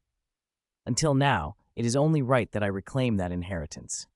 Everything has gone so smoothly, I begin to suspect the great Slytherin plotted it by prophecy. Forgive me the history lesson. Only you, Loren Morgan, a descendant of Morgan Le Fay, can understand my satisfaction. Beyond expressing my gratitude, I want to know what they're teaching Defense Against the Dark Arts at Hogwarts. Ilvermorny is too Muggle-influenced, and the children there are being misled. I have an obligation to correct them. Hogwarts' curriculum, under that old headmaster Dumbledore, may be a little old-fashioned, but it is worth studying. I taught myself the third-year curriculum in my first year. Time has passed, and some of what counts as common sense slips from me. We will meet again very soon. Thank you for the gift. Lord Voldemort. Loren's brows tightened as he folded the letter and slid it back into its yellowed envelope. Voldemort had begun bluntly, asserting ownership of Pettigrew's body. No invitation to argue. That was a test. If Loren declined to address it, Voldemort would take silence as avoidance and be more certain of his inference. If Loren denied or feigned ignorance, Voldemort would only deduce further from the reply. The rest of the letter was a probe. Vague mention of Ilvermorny, a request for the Defense Against the Dark Arts syllabus for the lower years, the flat signature at the end. It all smelled like an attempt to draw reactions, to see whether Loren would warn Dumbledore, to see whether he might cooperate. These old schemers are a real bother, Loren muttered, exhausted by the strategizing. What did you say? Hermione looked up, puzzled. Nothing. He shook his head. Scheming required counter-schemers. I need to go see Headmaster Dumbledore. Dumbledore sat quietly after reading the letter, his silver spectacles balanced on his crooked nose, his deep blue eyes glinting behind the lenses. He looked up at Loren with a mock bewilderment. Has my style grown outdated? Honestly, I feel quite young at heart. No generation gap with the 6th years. Perhaps with a few more years, I'll be like a newly graduated wizard. Newly graduated wizards don't have such long white beards, Loren replied flatly. What should we do about the letter? Warn Ilvermorny? No need to rush, Dumbledore said, setting the envelope aside and sipping his maple-sweetened tea. Tom's soul is splintered. There's very little human left. Still, his actions and this letter show traces of whatever twisted humanity remains. Headmaster, Hogwarts doesn't teach cryptic message interpretation, Loren said. Dumbledore chuckled. Lord Voldemort prizes his Slytherin lineage. He would not destroy a school founded by Salazar's descendants. More likely, he will try to reform it in what he sees as a superior way, perhaps after he secures a position there. Not immediately. The teachers and students at Ilvermorny should be safe for now. If we unmask him now and he melts back into the shadows, that may be worse, for Ilvermorny and for us. How do I reply? Loren asked. Dumbledore considered the envelope on the desk. Don't reply in words. Send him copies of your Defense Against the Dark Arts textbooks for years 1 through 3. Nothing else. Is that it? That's enough. Dumbledore's voice softened. Don't worry, Loren. I will go see him myself in the summer. Very soon. When Loren packed the 1st through 3rd year defense books to send, Dumbledore decided on a whim to add 2 Muggle books as well, Rousseau's Emile and Plato's Republic. January slid into February. Snow and ice had finally melted, but the air remained sharp. It was a potions lesson on a weekend. Loren sat near the skylight in the underground classroom, pen tapping as he listened. The room was colder than the courtyard above, no fireplace, and theory classes offered no excuse to crowd round warming cauldrons. He had the black scarf Hermione had knitted for him snug around his neck. It was soft and warm. Outside the glass was the dark, deep, black lake. Loren remembered, with a small grin, how in his first years had secretly wished the skylight would shatter and the lake spill in to drown the dungeon's gloom. Magic and years had made that childish hope seem even less likely. That concludes our discussion on interactions between magically active ingredients. Professor Snape's voice was even and slightly lyrical as he set the homework. After class, analyze a high-level potion in detail, its mechanism, formulation, and optimization. A paper no less than 5 feet in length. Continue practicing step-by-step potion making and notes relevant to potion development. Loren felt relief more than dismay at the assignment. He was glad to be free of brewing wolfsbane. That responsibility had been transferred to Snape while Professor Lupin practiced his animagus transformations. When Snape left the dungeon, the students rose slowly. Loren and Hermione climbed the stairs and walked along the corridor into a courtyard where shrubs already showed tender leaves. At the base of a sunny wall, a few yellow daffodils and early camellias had opened, giving off a faint, cool perfume that made the students pause. "There's still time before lunch. Want to stay in the courtyard?" Loren suggested. "Let's sit in the gazebo," Hermione answered, drawing the thick red scarf he'd given her more closely around her neck. The chunky knit matched her curls. The scarf hid half her face when she bowed her head, the fine fuzz making her look softer. They sat on a step with their legs stretched out. Loren leaned back on his hands, while Hermione leaned forward to study the daffodils. After months of white snow, these bright tips felt almost miraculous. New leaves were a vivid green, droplets still clinging to petals. Loren had always loved small, living things as much as plants. He watched closely and found a few tiny snails on the stone nearby. Their antennae swayed as they inched along. He'd heard that colorful eyes could indicate parasites in a snail, so he bent to look and gently prodded one. It withdrew into its shell and stayed motionless. He prodded another, watching curious patterns. When touched by a leaf, it paused, then continued. When touched by his hand, it retracted and wouldn't come out. Hermione, who had pulled out her transfiguration notebook, glanced up and watched his pleasure for a moment. She'd consulted Professor McGonagall about human transfiguration and practiced as much as possible, but there was no practice subject she could risk. What if she turned Loren into a cat uglier than Crookshanks? She glanced at him, the big fool intent on the snails, and sighed. Loren heard the sigh and crept up behind her, peeking over her shoulder. Human transfiguration, Munchkin cat, ragdoll cat. He read more and went pale. She actually wanted to try transforming herself into a cat, munchkin, or ragdoll, even the kind of human transfiguration that one might not be able to reverse easily. The thought sent a chill colder than any winter through him. Hermione turned and saw him pointing, trembling. "Well, Hermione Granger, you actually want to murder me?" Loren accused, half joking. Hermione looked guilty for a moment, then stopped pretending. "It's not murder. I'm studying human transfiguration. Swear you've never thought of turning me into a cat, and that you never will." "I won't." She tried to look fierce, but the scarf swallowed her expression and made her look smaller. Loren snatched her notebook to hide it. "You know my memory's not bad," she warned. Loren clutched the notebook and huffed. Hermione's eyes darted, then she softened, smiled, and leaned close. "Let's make a pact, like with the mandrake practice." Her cheeks were pink. The temptation was too great. She swallowed her shyness and offered, "If you'd turn into a cat and play with me for a little while once a week, I'll stop studying human transfiguration. Deal?" "You wish," Loren said. "I'd rather settle it by a duel in transfiguration. Loser becomes the other's cat." Hermione's eyes flashed with panic. She didn't feel confident about winning. "If you don't like that, then let's make a different pact." She leaned close and whispered, "You swear." "I swear." Loren tried to keep his face stern but failed. A smile tugged free despite his best efforts. He pressed his lips together to hide it, but Hermione had seen. 368. "So what's the cost, Hermione?" February 15th, Saturday, Hogsmeade. The mid-February weather had finally begun to warm. Being outside no longer left your nose numb or sent a chill deep into your skull with every breath. Small, unfamiliar flowers dotted the edges of the road among the yellow daffodils, little flashes of early spring. Hogsmeade was full of Hogwarts students spending the weekend. Valentine's Day had passed, but the castle's bustle had simply spilled over into today. Honeyduke still displayed a sign for Valentine's specials, and Zog's magical joke shop had rolled out a few themed items. Outside Madame Puttyfoot's, the pink bows still shimmered faintly, and plump golden cherubs occasionally flung sweets to passersby. Loren and Hermione walked side by side.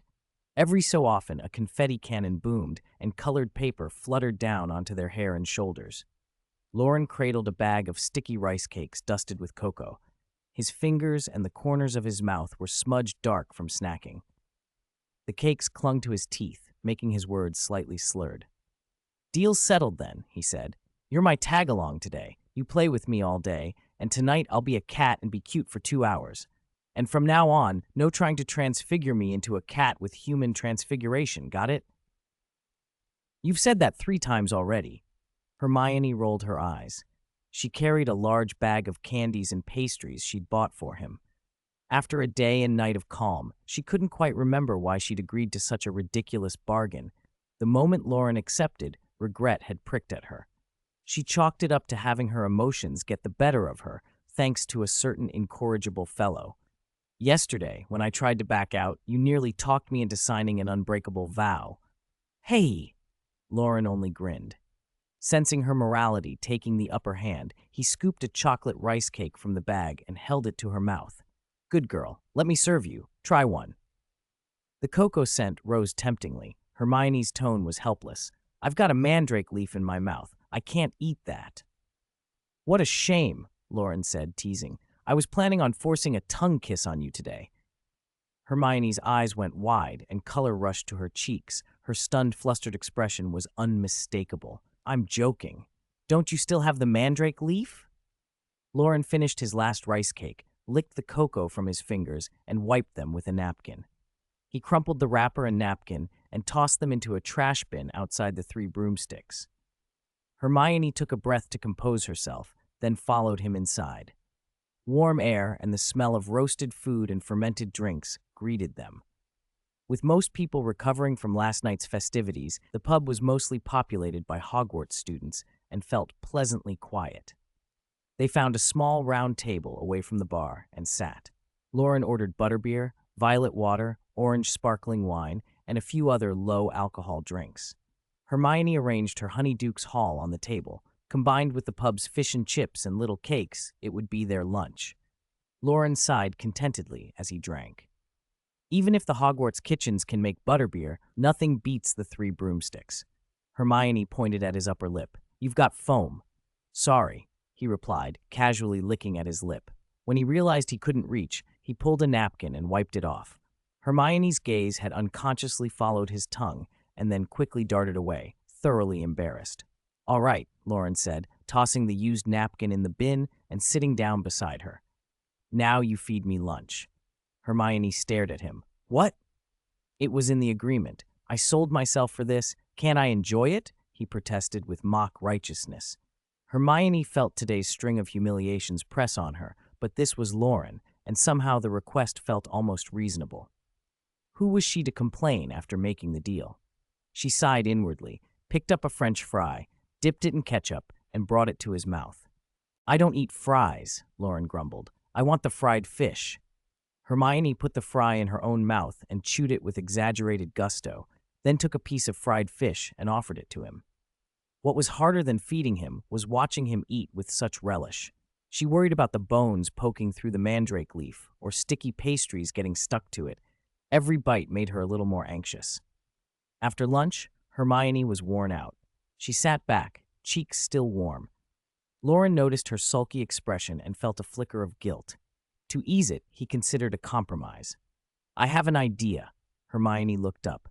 Loren cupped her face, suddenly serious. "Open your mouth." Her immediate thought was that he was actually going for a kiss.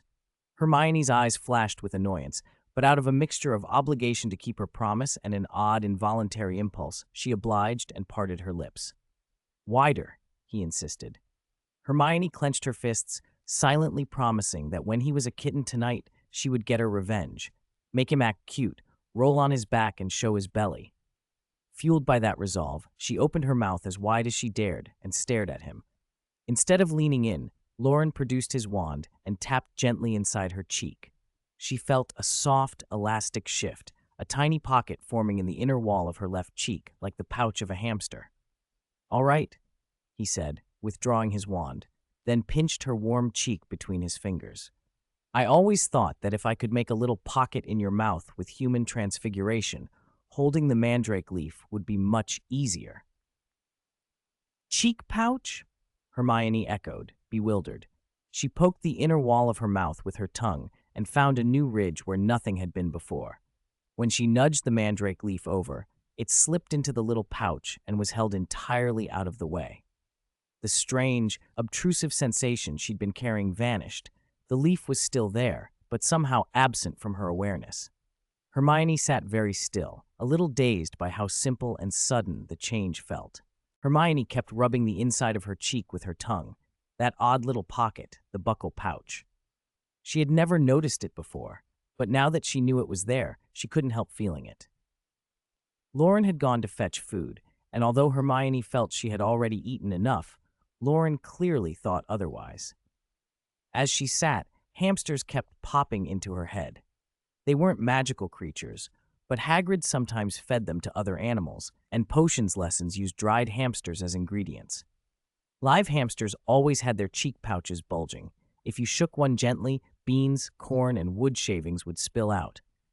It was a little disgusting the first time, but oddly soothing after a few views. She prodded the thin fold of skin in her cheek with her tongue and realized it was probably too flimsy to hold much. A small, peculiar feeling washed over her. Loren returned from the bar and, passing her, casually popped a piece of golden fried fish into her mouth. "Try the fried fish. It's just come out of the pan." The moment she saw him, Hermione's mind went slack.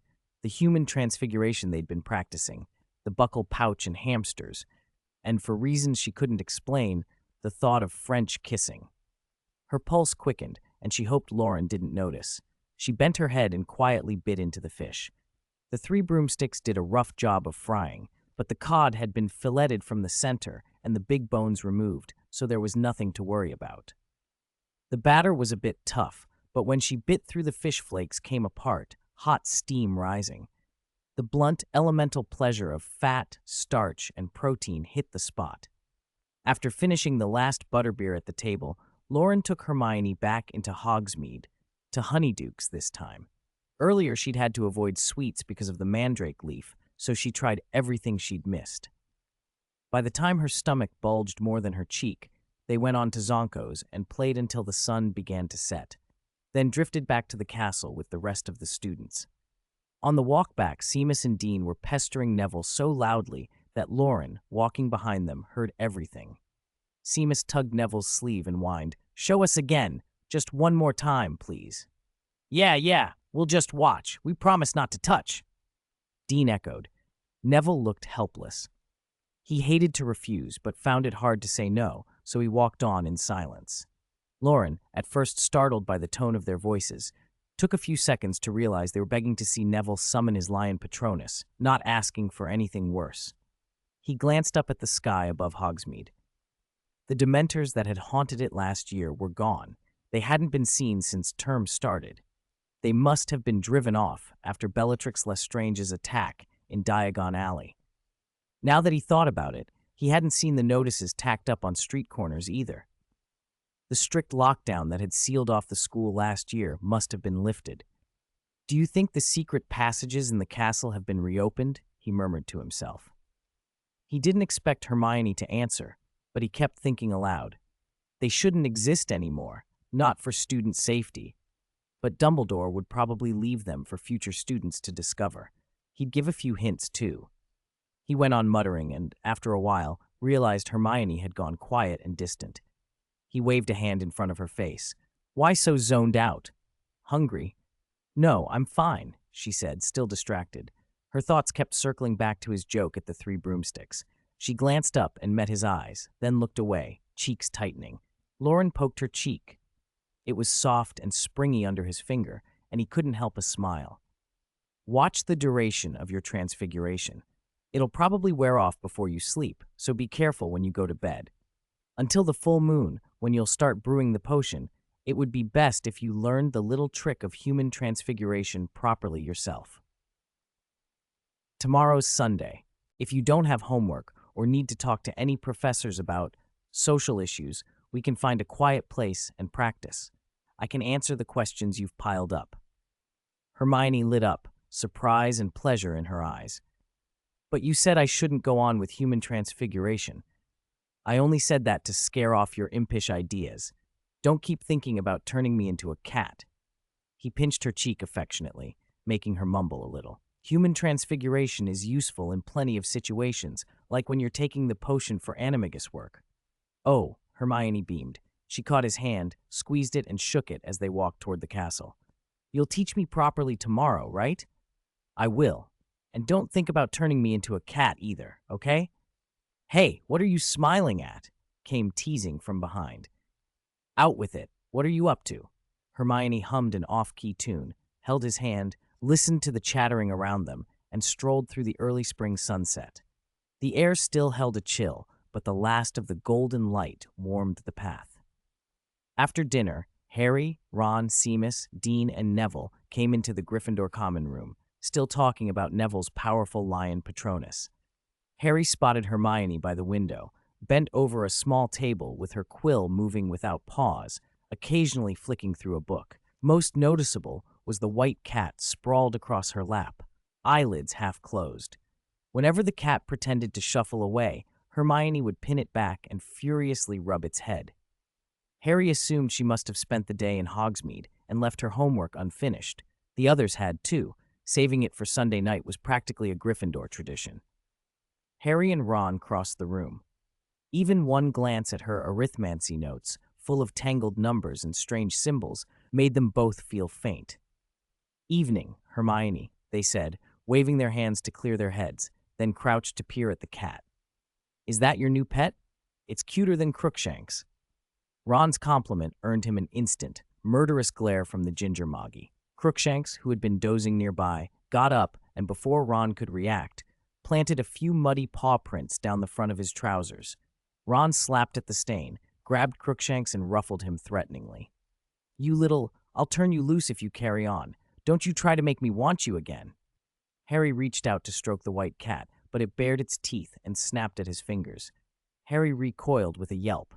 Blimey, that cat's got a bad temper. It does, Hermione said, still smiling as she scratched the cat's chin. A naughty little cat needs proper discipline. Don't you agree, little kitty? The white cat, Loren, lifted an eyelid, rolled it, and dropped it again with a lazy, disdainful expression that somehow seemed very human. Harry watched Hermione's face and felt there was something odd about it, but couldn't place what. Hermione lowered her chin to the page and said lightly, I'm just looking after him for a bit. He belongs to someone else. Crookshanks, still peeved, vanquished Ron's trousers to further shreds of dignity. The white cat gave a disdainful kick with a hind leg, gently thumped Hermione's knee as if to remind her to get on with her homework, and settled back down. Only half an hour had passed so far. Hermione had said 2 hours. Arithmancy and ancient runes would take at least an hour, which meant another half hour of being played with afterward. Loren, thinking of the possible scrubbing of his fur and the long stretch of pampering ahead, sighed inwardly. Missing out on a French kiss that day now felt like a monumental loss. He resigned himself to his fate and lay back, prepared to endure Hermione's ministrations. 370. Meet Firenze again, Loren, exhausted both physically and mentally, pushed open the dormitory door. 2 animals made of silvery white light stood in the center of the room. On the left, a stag with sharp antlers. On the right, a majestic lion. The 2 Patronuses bathed the room in a soft, ghostly glow.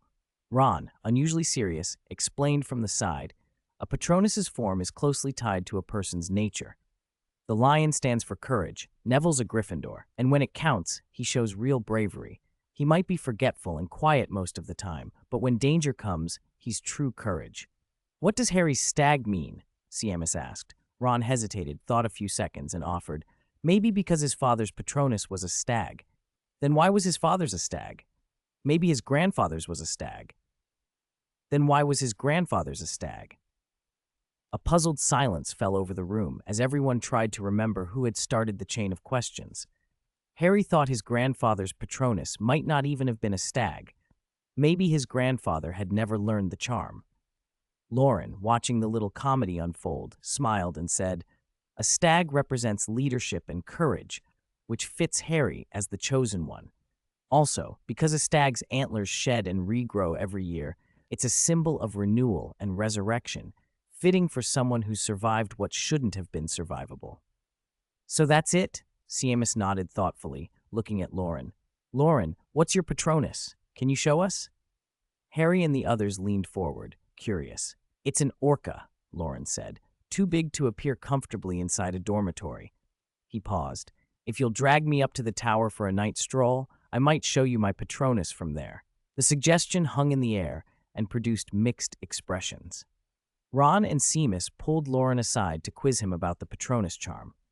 Ron had already been practicing the spell with Professor Lupin before the club started and was a little ahead. With focused work, he should summon a Patronus by the end of the term. Seamus was slower. He could only produce light so far. Loren talked through some theory and practice tips, while Harry and Neville listened and filled in gaps. They talked late into the night, excited, before finally heading to bed. February rolled in, the weather still swinging between warm and cold. Hagrid kept introducing new fire-related creatures to the classes, and their flickering warmth made the sharp spring air seem livelier. Soon it was Wednesday, the full moon. During lunch, the students drifted across the courtyard. Daffodils and camellias bloomed brightly, and little wildflowers pushed through the grass. Some kids dug for earthworms. Others practiced producing small blue, bell-shaped flames under the eaves, gathering in 2 or 3 and laughing. Loren had Hermione's pale hand in his, inspecting the lines with mock seriousness. Your palm is complicated, he said, but it looks good. Love and career both promising. He rubbed and squeezed her hand, grinning. If you ignored his roguishness, it could almost pass for a proper palm reading. Hermione, a little exasperated, asked, Is this part of divination class? Of course. You dropped divination, so I'm giving you extra lessons, and you don't even trust me, Loren protested, puffing up. Let go of my hand, Hermione said calmly. I won't, he said, and she sighed. There was no use arguing, she let him play. She leaned back against the tree, breathed the cool air, and looked up at the clear azure sky. Professor McGonagall is taking us into the Forbidden Forest tonight to dig up the potion we buried. Want to come? Definitely, Loren said, sounding pleased. He scratched the palm he still held, glancing at Hermione's face. He was a little disappointed to discover she wasn't ticklish. What are you going for? He asked. To check whether the potion we buried last time has gone bad, Hermione said. She had a feeling that this line of conversation shouldn't go on, so she let it drop. After dinner, Professor McGonagall led them to a clearing at the edge of the Forbidden Forest. Moonlight poured through the trees, cold and silver.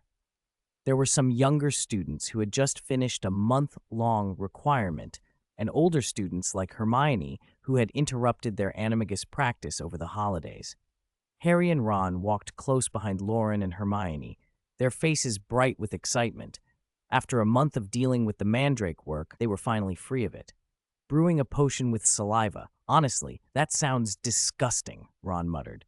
Harry, don't make a fuss, said Ron, scolding himself. We've seen worse in potions. Remember the living crocodile heart? I almost knocked over the cauldron when it started beating in my hands. Shall we bury our potions together? Ron suggested, then changed his mind. No, what if we mix them up when we dig them out? I don't want to drink your... Enough! Harry interrupted in time, though the image had already made him uneasy. As before, Professor McGonagall explained the precautions, had 2 older students demonstrate, and then let the others brew and enter the forest in turn. Loren and Hermione went into the trees toward the spot where they'd buried their last potion, planning to dig it up and bury the crystal vial Hermione had prepared this time. The forest was strangely still for an early spring night. No noisy insects, only the occasional rustle of leaves. A sound came from the low bushes ahead. From the trees a centaur stepped into the moonlight, blue eyes bright, platinum blonde hair, a pale gold equine body with a silver mane. Loren and Hermione both recognized him. Firenze? They said together, puzzled. Firenze's voice was calm. The ice is melted. Are you here to sew? He moved his forehooves thoughtfully. Sew? Loren wondered. Then he shook his head. We're here to bury an animagus potion. Firenze bent his head, looking down at them. No need for Professor McGonagall. I came to find you. The sky is clear tonight. The stars have spoken to us. The sun is beginning to move away from us. When it is furthest, Jupiter's dust will darken the light. Be wary of the darkness. What does that mean? Hermione asked. Be wary of the darkness, Firenze repeated, pawing the earth before turning to leave. He melted back into the trees as quietly as he had come, leaving the two students staring after him. Loren watched him go and then smirked. Honestly, I think Professor Trelawney's divination is more useful than the centaur's stargazing. At least when Trelawney speaks, we can usually understand her. You have a point, Hermione admitted, still studying the spot where Firenze had vanished. Fortunately, Loren and Hermione were not seeing a prophecy for the first time. After repeated reminders from the experienced witness of prophecies, Albus Dumbledore, both of them had learned that the best way to handle a prophecy was usually to ignore it. Once the centaur's figure had melted back into the trees, they made their way toward the place where they had buried the potion the last time. Should we tell Professor Dumbledore about the centaur's prophecy? Hermione asked. If you ask me, Dumbledore is on good terms with the centaur herd, so maybe it's not necessary, Loren said, thinking for a moment. But to be safe, I'll talk to him tomorrow. I agree. Putting the prophecy aside for the moment, the two walked slowly into the forbidden forest. The moonlight was thin. Most of the small daytime creatures had long since gone to sleep, and the nocturnal birds were not in evidence. In early spring, the forest was quiet, and only their voices disturbed it. How's divination class going? How is Professor Trelawney doing? Loren asked. We're almost done with palmistry, Hermione replied. We're about to start crystal ball divination. From how you did in palmistry, I'd say it's all useless drivel, Loren teased. Nonsense. Loren looked at her dead serious. I think palmistry is very useful. Hermione did not ask where he thought it was useful. She knew Loren well enough to expect an answer that would be awkward to explain. She carried the small crystal bottle with the potion, checking the trunks of the trees as they went until they stopped under a beech tree scored by an X-shaped scorch mark. The potion they'd buried before was 3 paces due east of that tree. Loren checked the spot and, combining transfiguration with a levitation charm, dredged up 2 muddy, slightly aged crystal bottles in less than a minute. Inside, the potion had turned cloudy and murky, an ugly earthy yellow. Only a fingernail-sized empty shell remained of the death's head hawk moth pupa. The mandrake leaf and the moth's hairs had completely dissolved into the liquid. There's still a bit of magical residue, Loren said, inspecting the bottles with interest. I wonder what it tastes like. Is it stinky? Hermione, who had just finished reburying another potion, froze at the last words. The turbid color, the greasy muck, this half-made brew was clearly foul and poisonous. Anyone who drank it would end up in the hospital wing and likely be in trouble with the teachers. Why on earth would anyone want to taste it? To stop him from doing anything foolish, Hermione snatched the bottle from his hand. She tapped her wand lightly, and a bright yellow torch flame sprang from the ground. The crystal bottle cracked crisply as it met the heat. Within minutes, the glass had collapsed into a warped, thin sheet. Loren stared at her, mock-offended. As the saying goes, fire in the forest, me in prison. You set a fire in the forest with absolutely no regard for fire safety.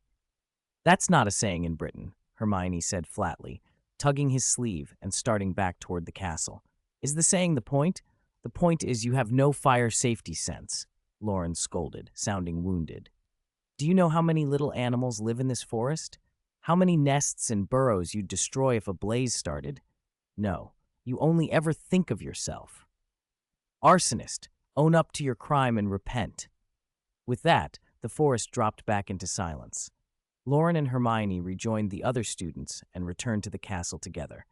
The others thought little of it, assuming they had been burying a potion again. Public after-dark walks were rare, and the pair had been seen together often enough. On the way back, Loren pulled Hermione into the courtyard.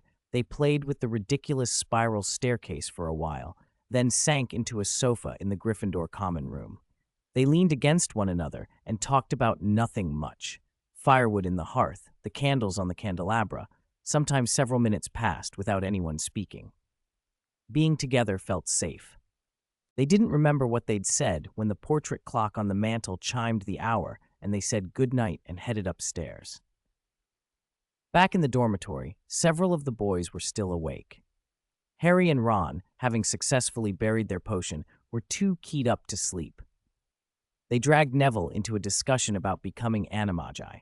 Seamus, who had given up on the idea himself, listened with avid interest. When Loren returned, changing by the wardrobe, he reminded them, "Remember to get up early tomorrow. You have to chant the spell to your heart at sunrise." Neville nodded. "Loren's right. If you mess it up, you have to start all over." Harry and Ron exchanged a look. It was well past midnight. The idea of staying up late and then rising before dawn sounded like torture. "No, I don't want to be holding a mandrake leaf in my mouth for another month," Ron wailed, flopping back onto his bed. "Me neither," Harry said and followed him under the blankets. Seamus blinked at the sudden quiet. Loren finished his evening routine, slipped under the covers, and saw Harry in the bed beside him with his eyes squeezed shut, his scar slightly puckered in concentration. Loren hesitated, then leaned over and whispered, "Harry, Harry." Harry's eyes flew open. "I have a secret to tell you." Harry was immediately alert, his interest sparked. "Hermione and I met Firenze in the Forbidden Forest, and he said—" He waited eagerly for the rest, but Loren simply sighed, turned over, and within moments was sleeping, his breathing even. Harry's face fell. He realized he'd probably been tricked. Loren had only been teasing to keep him from sleeping. Even if Harry woke him up, Loren would feign confusion. Harry held his breath and tried to talk himself into calm, but the centaur's prophecy hummed in his head like an itch. He couldn't sleep. The prophecy and the animagus ritual swam through his thoughts until, exhausted at last, he drifted into a fitful sleep. At 1 a.m, Harry woke again. Could Lord Voldemort be planning something? Professor Quirrell had been a problem 2 years ago, and the centaur's words seemed connected to Voldemort. Maybe if he tried to dream of Voldemort, he could get a clue and stop whatever was being plotted. But Dumbledore had warned that seeing Voldemort in a dream could work both ways. If Harry looked, Voldemort might look back. No, better to heed Dumbledore. Besides, he needed sleep for the animagus ritual at sunrise. At 3 a.m, he woke again, staring into the dark. What exactly had the centaur said? Morning came, and the dormitory erupted. "Loren, Loren," Harry called. "Get up for the animagus ritual," he repeated, shaking the groggy boy. Loren opened his eyes to find Harry standing at the end of his bed, face creased with dark circles, looking equal parts exhausted and wired. A rare twinge of guilt cut through Loren. He got up, had a quick wash, and did the motions of the ritual. Harry, who had secretly completed his preparation early, seized the chance. What did the centaur say? Loren gave him a cautious look. "Have you ever thought I was only teasing you, and there was no centaur and no prophecy at all?" Harry took a breath. His expression crumpled. He groped for his wand. "I'm not lying. I'm not lying." Loren hurried to reassure him, and then relayed the centaur's words. "Beware the darkness," Harry repeated blankly when Loren finished. "What does that mean?" he asked. Loren shrugged. "I don't know. That's the trouble with centaur prophecies. They don't always speak in the dramatic riddles you're expecting." He added, "I'm going to ask Professor Dumbledore after second class." "I'll come with you," Harry said without thinking. Loren glanced at Harry's bloodshot eyes. "Do you really want to? Maybe go back to bed and catch up on sleep?" "If you hadn't teased me, I would have slept," Harry protested, and Loren, unable to deny him, agreed. They planned to visit Dumbledore after the second lesson. The rest of the dormitory was already awake. Ron and Neville had been roused by Harry to join in the ritual. Seamus had been startled from sleep by the low chanting. 4 boys chanting in the small room made sleep impossible. Later, in the third-floor corridor, Loren, Hermione, and Harry escorted the white-bearded headmaster as they walked and peered out the windows. The weather was unremarkable. On the path at the forest's edge, Hagrid ambled toward his hut with a tin bucket in one hand. They knew he had fire crabs and salamanders inside for lessons. "Dang, beware the darkness?" Dumbledore repeated, considering. "Yes, Professor, that's what Firenze said," Hermione confirmed, pressing him. "What could that mean? Is it about Lord Voldemort?" Dumbledore thought for a moment. "Perhaps it can be understood through astronomy," he said. "January is when we are closest to the sun. Because of our orbit, we move away and then approach again. Centaur prophecies are often more like long-term observations of the skies than the kind of tragedy-predicting seances you hear about. They see harvests, joy, sunshine, abundant rain, things ordinary diviners overlook." Loren and the others looked slightly taken aback. It wasn't the doom-laden answer they'd expected. "I will speak with the Centaur elders," Dumbledore went on. "If Firenze's warning concerns something far beyond our borders, I will go to Ilvermorny after the holidays to discuss it." The three exchanged glances. They all understood who Dumbledore meant. "By the way, Loren, have you heard back from him?" Dumbledore asked suddenly. Loren shook his head. "No, I think those 2 Muggle books I sent him must have put him off," he said. Dumbledore chuckled. "Sometimes the brilliance of thought and soul outshines ordinary magic," he said warmly. Hermione looked at Loren, puzzled. A reply? From whom? Loren gave her a look that promised they'd talk about it later. Dumbledore stopped beside the statue of a hunched, one-eyed witch. "I'm thinking of opening a new secret passage," he said, "but both the entrance and the exit would need to change. Any suggestions?" Loren considered the witch's single eye. The passage's old exit had been at Honeyduke's, a thought that made Hermione, who had used the passage in earlier rule-breaking adventures, flush a little with guilt. After a moment, she spoke up. "Excuse me, Professor, I need to ask Professor Burbage a question," she said, rising. "I'll be going now." "Professor, I'll go with her," Loren added. Dumbledore smiled after them. Harry, puzzled, asked, "Professor, why restore a secret passage? Isn't it safer to block them off?"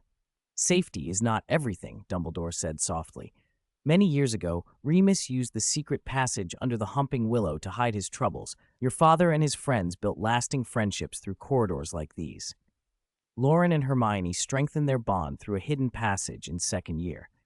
Hogwarts will welcome many more people over time, and passages like these create unexpected, wonderful collisions, just like the clash of the right kinds of magics. Harry nodded slowly, beginning to see. "How about putting the exit in Zonko's joke shop?" "A bold idea," Dumbledore said. "I think it's a good one."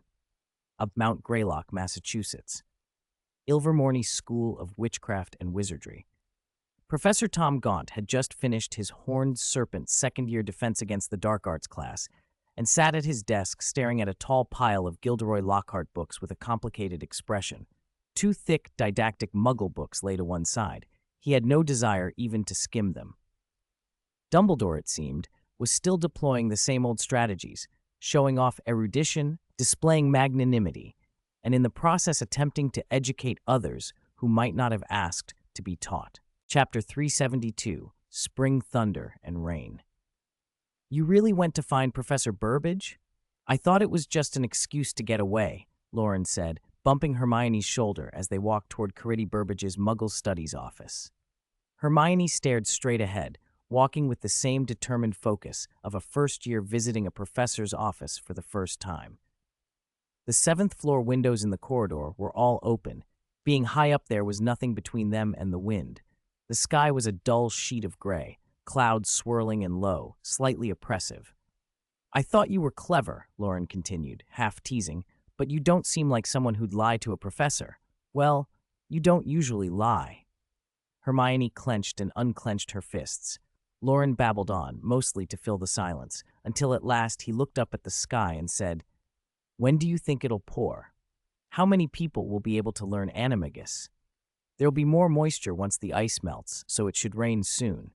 Hermione hesitated. "But Animagus requires a thunderstorm, and that's unpredictable. It could be a week or a month." "Lucky Hogwarts isn't in a desert, then. We'd be waiting years." Loren bumped her arm again. "Remember to keep chanting at sunrise and sunset. Don't fail and have to start over." Hermione rolled her eyes. "As long as you don't mess things up, I won't fail." "You're slandering me." Time passed amid banter and lessons. Loren teased Hermione every day, played with Crookshanks, and pranked his roommates. In the blink of an eye, a month had gone by. In March 1994, a few light rains fell. A few early lilac blooms had already opened, fragile splashes of purple that a passing shower and breeze could strip of petals in seconds. The sky stayed leaden for the whole month. Professors and students all agreed a storm was coming. Members of the Animagus class were anxious and restless. Some still couldn't feel the second heartbeat. Others, having kept up the twice-daily chanting, were tired of the ritual and impatient for thunder. Their excitement mingled with uncertainty. Thursday, March 31st. The Great Hall's enchanted ceiling matched the sky. packed with heavy black clouds so dense that, without the hundreds of floating candles, it would have been like being submerged beneath the Black Lake. Students gathered to practice the Patronus charm. Professor Lupin and 11 student assistants moved through the crowd, guiding others. Besides Harry, Loren, Hermione, Neville, and Cedric, 6 older students had recently summoned corporeal Patronuses and joined the assistants. With more helpers around, some pupils began to slack off. After helping a few people, Loren slipped to the edge of the stage. Professors McGonagall and Flitwick stood nearby, chatting. In practice, they were assistants too, and would give help if anyone asked. But for various reasons, few students sought them out. The students who've recently produced corporeal Patronuses are all upper years, Flitwick observed. It seems familiarity with magic and a wider store of knowledge makes a difference. House is only a reference, McGonagall said. It doesn't determine personality. Many older students have the experience and knowledge, and the vivid memories of the Christmas holidays, combined with the boggart's shock, helped some succeed. But, Flitwick frowned, boggarts mimicking Dementors are not the same as real Dementors. I worry some students won't be able to produce a Patronus in a real encounter. You're right, Phileas, McGonagall sighed. Without real combat experience, much of what they know doesn't truly belong to them. May they never have to learn that the hard way. They fell silent for a moment. Flitwick looked at the pale Patronus lights and then up at the ceiling. Minerva, shouldn't we consider setting aside a practice area? Since Lockhart came, these group sessions have become more frequent. McGonagall considered for a few seconds. You're right, there are a number of unused classrooms. When summer starts, I'll combine a few on the second floor for dedicated practice. Nearby students whispered and edged away at the look on McGonagall's face. They were focused on the silvery glow at the tips of their wands when a shaft of light suddenly punched through the black dome. The burst was so bright it outshone the candles and the Patronuses, and then split into a web of lightning that tore through the darkness. The students flinched. The great hall went still. Boom! Seconds later, a deafening crack of thunder rolled through the hall and the sky outside the castle. The first thunderstorm of 1994 had arrived. It's thundering, George shouted, and the hall erupted into excitement. Animagus. The first thunder. Transfiguration. Second heartbeat. Their chatter, louder than the thunder, filled the room until one voice cut through the roar. Quiet! Professor McGonagall pressed her wand to her throat and amplified her voice with sonorous so every student could hear. Members of the Animagus class, gather in the hall. Prefects, lead your houses to the edge of the forbidden forest. Quickly. She gave Flitwick a few instructions and hurried out. Prefects counted heads and led their groups. The crowd jostled and pushed. Loren worked his way through and met Hermione. For many students, this was the first time so many would attempt Animagus transfiguration at once. The great hall swelled with nervous excitement, voices rising until Loren and Hermione exchanged a few weary words, and fell into a companionable silence, joined by Harry and Ron and then Percy, as they moved toward the hall. Stay close to me, McGonagall said without another word. After nodding to Percy, she was the first to step outside. Rain poured down. McGonagall waved her wand, and with a flourish of transfiguration, solidified a membrane of air 1/2 meter above the students' heads. Water fell upon it as if on a transparent roof, running along the air eaves and off to the sides in thin streams that splashed to the ground. The students marveled for a moment at her skill before turning their attention back to the Animagus ritual. Loren asked, Hermione, did you feel the second heartbeat? She nodded, then shook her head. I can't tell for sure. My heartbeat changed, but I don't know whether it was the second. Then it is, Loren said.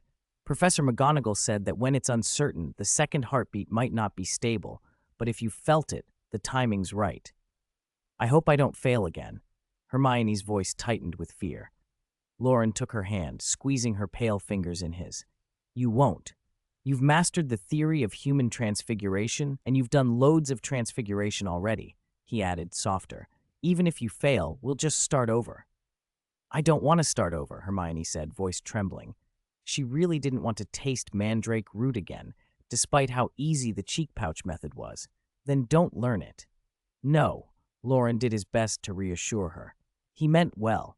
Hermione might have steadied herself on her own, but his encouragement loosened her nerves instead. Small, tender panic that made her want to confess everything. Nearby, Harry, Ron, George, and Fred clustered together, joking about what their animagus forms might be and teasing Neville, who, despite his shaking, had the good sense to smile. McGonagall stopped in front of a beech tree and, stern, said, "Dig up your secret potion, but do not transform on your own. For safety, only transform under a professor's supervision." At that moment, Snape, Flitwick, and Sprout stepped out from the back of the group. The students realized the professors had accompanied them. The rain split and flowed to either side of two transparent figures that ran into the forbidden forest, their bodies hidden by a disillusionment charm. Loren didn't notice the water parting, but he did see a bright magical glow and briefly felt Dumbledore's smile as he passed. He glanced around. Lupin was absent. Hermione whispered, worried, "This is the first thunderstorm of the year, and Professor Lupin is transforming today." Harry and Ron's excitement cooled. Loren murmured, just for them, "Don't worry, today isn't a full moon. Dumbledore's watching him." The three relaxed, and the group spread into the rain. Students who had buried their potion bottles followed the beech trees a few at a time. Loren kept his wand raised with his right hand, maintaining a water membrane over them. Rain battered against it and merged into the film, which occasionally let droplets through. McGonagall's air umbrella idea gave Loren an idea. He couldn't transfigure the air like she could, but he could transfigure the rainwater itself to form a protective roof. Hermione reached the beech tree where she had hidden the vial. A few levitation charms later, and the crystal bottle was in her hands. The originally transparent potion had turned blood red. By the time they returned to the meeting spot, many students had gathered in front of their heads of house, preparing to drink. After a few minutes, everyone had returned. McGonagall pressed her wand to her throat again and went over the instructions one last time. "Remember, chant the incantation first, then drink the potion. Intense pain is normal. After that, you'll feel 2 heartbeats alternately pounding. Sense them carefully. An image of the animal you're about to become will appear in your mind. Whatever animal it is, show no fear. At that point, it's too late to run. Clothes and personal items, glasses, jewelry will fuse into your skin, becoming fur, scales, or claws. Panic is normal. That's the animal instinct. But do not resist. Do not lose yourself. If the animal's brain takes over, you will do foolish things, crash about, relieve yourself wherever, hurl things around. When you want to return to human form, imagine your human body as clearly as you can. That is usually enough. If the transformation back doesn't happen right away, don't panic. Calm yourself and try again." She saw the student's excitement and nerves, and allowing herself the smallest smile, added lightly, "There are 4 of us here, so don't worry about safety. Even if you turn into a Gorgon, we can change you back. But if you lose your wits and behave foolishly, you'll be laughed at for the rest of your lives." The normally severe McGonagall's joke broke the tension, and a ripple of laughter passed through the group. "Begin."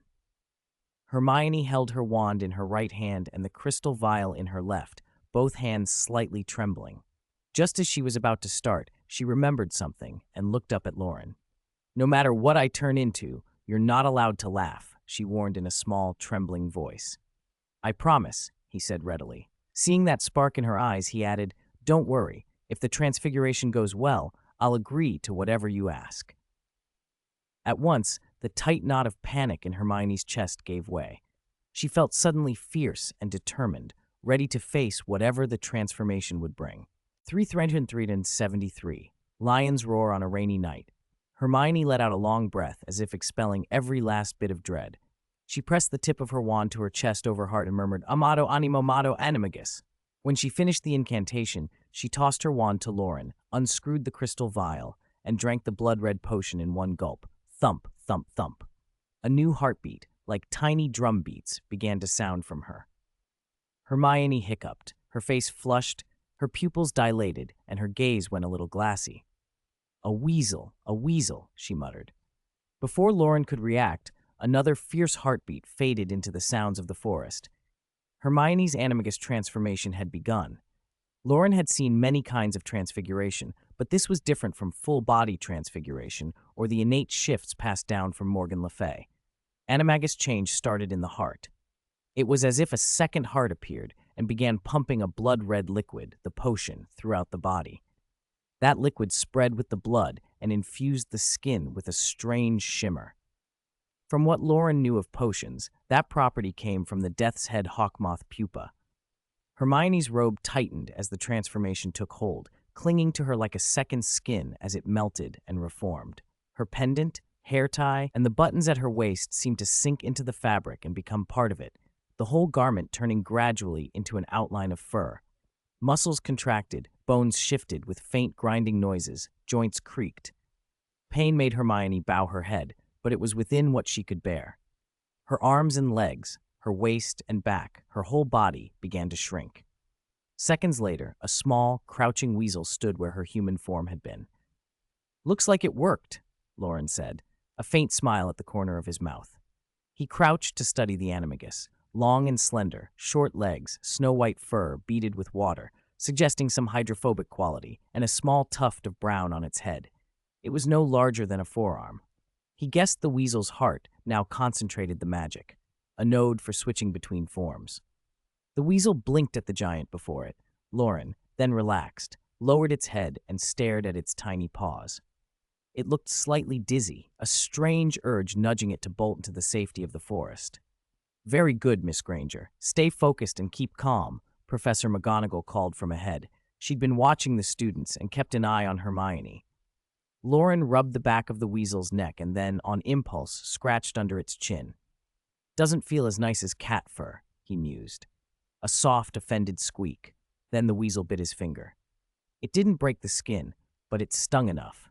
The animal shook off Loren's hand, spun once, and Hermione slid back into human form. Her robe was rumpled, her hair mussed, but otherwise she seemed fine. She snatched her wand back, glared at Loren for a moment, and hurried toward McGonagall to report, face flushed with excitement. "Professor! Professor!" she panted. "I did it!" McGonagall smiled at the brightness in her eyes, patted Hermione's back, and smoothed the robe. "I'm watching Longbottom here. Keep an eye on the others for me. Tell me if anything odd happens." Hermione nodded, still hovering between exhilaration and pain. Loren drifted over and noticed the Weasley brothers nearby. Percy's brows were tightly drawn. He looked resigned, probably a failure. George and Fred were grinning, watching everyone else, but clearly without any transformations, most likely failed too. Harry and Ron clutched their vials, tense and trembling, uncertain if it was from cold or nerves. "Why haven't you two started?" Hermione asked. Loren's gaze shifted to them. "Ron wanted Professor McGonagall's full attention before he began," Harry said, voice shaking. "He won't start unless she focuses on him." "Don't worry, Ronnie. I don't think anything will happen to you," Fred said, and George echoed. "Same as us. No reaction at all." They tried to wrest the vial from Ron.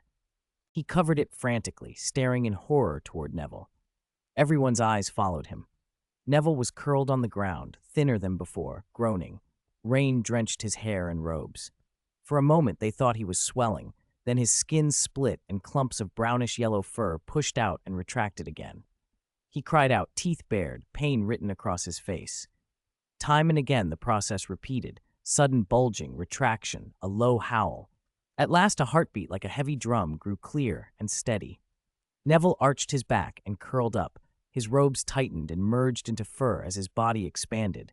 His snout and nose elongated, sharp teeth gleamed. A magnificent lion lay on the grass where Neville had been, weak and dazed, paws limp as it struggled to rise. When it shook its mane, a deep, powerful roar slipped out, short, not loud but resonant, threaded with something like magic. The sound seemed to swallow the smaller noises around it. Even the thunder felt muted. Rain tapped the leaves and grass, and suddenly there was an intense stillness. There were many on the grounds near the Forbidden Forest.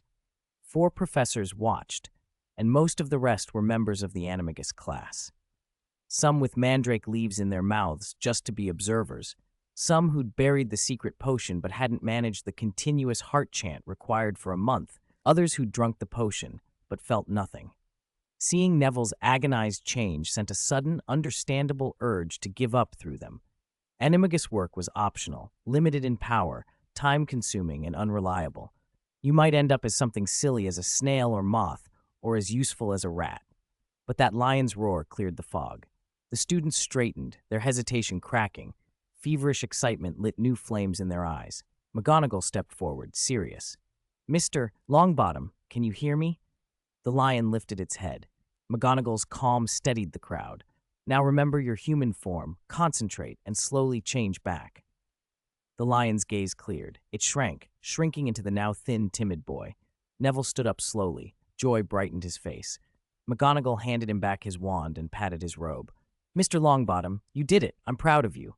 Neville could barely speak, frozen with happiness as George and Fred tossed him into the air, and the crowd erupted. Loren and Hermione skulked away from the crush of students and found McGonagall talking quietly with Harry and Ron near a cleared boulder. Ron, who deliberated far longer than the others, turned to Loren with sudden seriousness. "If I turn into a lion and go mad, please keep me under control. Even if I get hurt, don't let me hurt anyone else." Hermione looked at him blankly. Loren, however, clasped Ron's shoulder and nodded earnestly. "I know. That's what you do as a Gryffindor." Ron's face hardened with determination. He muttered the heart chant, tossed his wand aside, gulped the potion, and closed his eyes, waiting. Cheers from the celebrating students grated on him. He cracked one eye open and peeked. Hermione and Harry's faces were expressionless. McGonagall smiled in that small, pleased way, and Loren was focused and steady. Ron shut his eyes again and let out low groans of pain that sounded almost like sizzling. Harry, seeing Ron's risk and feeling he would likely fail, decided to try anyway. He performed the ritual, drank the potion, and unexpectedly, an unfamiliar heartbeat thudded in his ears. A sharp pain flared in his chest. Harry swayed, blood rushed to his head, and his vision dimmed. He fell to his knees and cried out, "Harry!" Loren and Hermione moved to help, but McGonagall held up a hand. Ron, eyes wide, watched as Harry clutched his heart, muscles twitching and veins standing out like writhing ropes. For a few terrifying moments, his bones seemed to shift. The sight sent cold goosebumps over some of those watching. The episode lasted less than a minute. Harry collapsed on the grass afterward, breathless and exhausted. McGonagall crouched to check him, then helped him up and turned him over to Loren and Ron. "That's normal. The first transfiguration is often a riot. It means you're very close. Go ask Mr. Longbottom for advice. Perhaps you'll succeed next time." Harry managed a shaky smile. As McGonagall left to count students and prepare for the return, Ron gave Loren a look that mixed relief and awe. "You transformed too, right?" Loren considered and then nodded. Ron's expression darkened. Another barrier, another difference, had appeared between him and his friends. A thin membrane of air, warding off the rain, hung around them as the students chattered about the night. Only a few prefects noticed that the professors had fallen behind. Loren and the others lingered at the end of the line, ears straining to catch their conversation. 3 students completed animagus transfiguration, and 13 showed partial transfiguration. Professor Flitwick said in his high voice, "Minerva, this will go down in the records." McGonagall smiled, clearly pleased. Professor Sprout looked puzzled. If Longbottom was so prepared, then what about Miss Granger? She's talented, yes, but Cedric and Percy are strong as well. What made the difference? Flitwick frowned. Hermione was well-read and had a fantastic memory, but she didn't, on paper, outstrip the others so dramatically. Snape glanced toward McGonagall and the students. He'd noticed that Minerva had listed Loren Morgan among the successful ones, yet Loren had come out of the Forbidden Forest without having performed any ritual. Granger's anomaly probably had something to do with that. McGonagall's face grew guarded. She did not answer outright, but a thought had been forming in her since they returned from the Christmas holiday.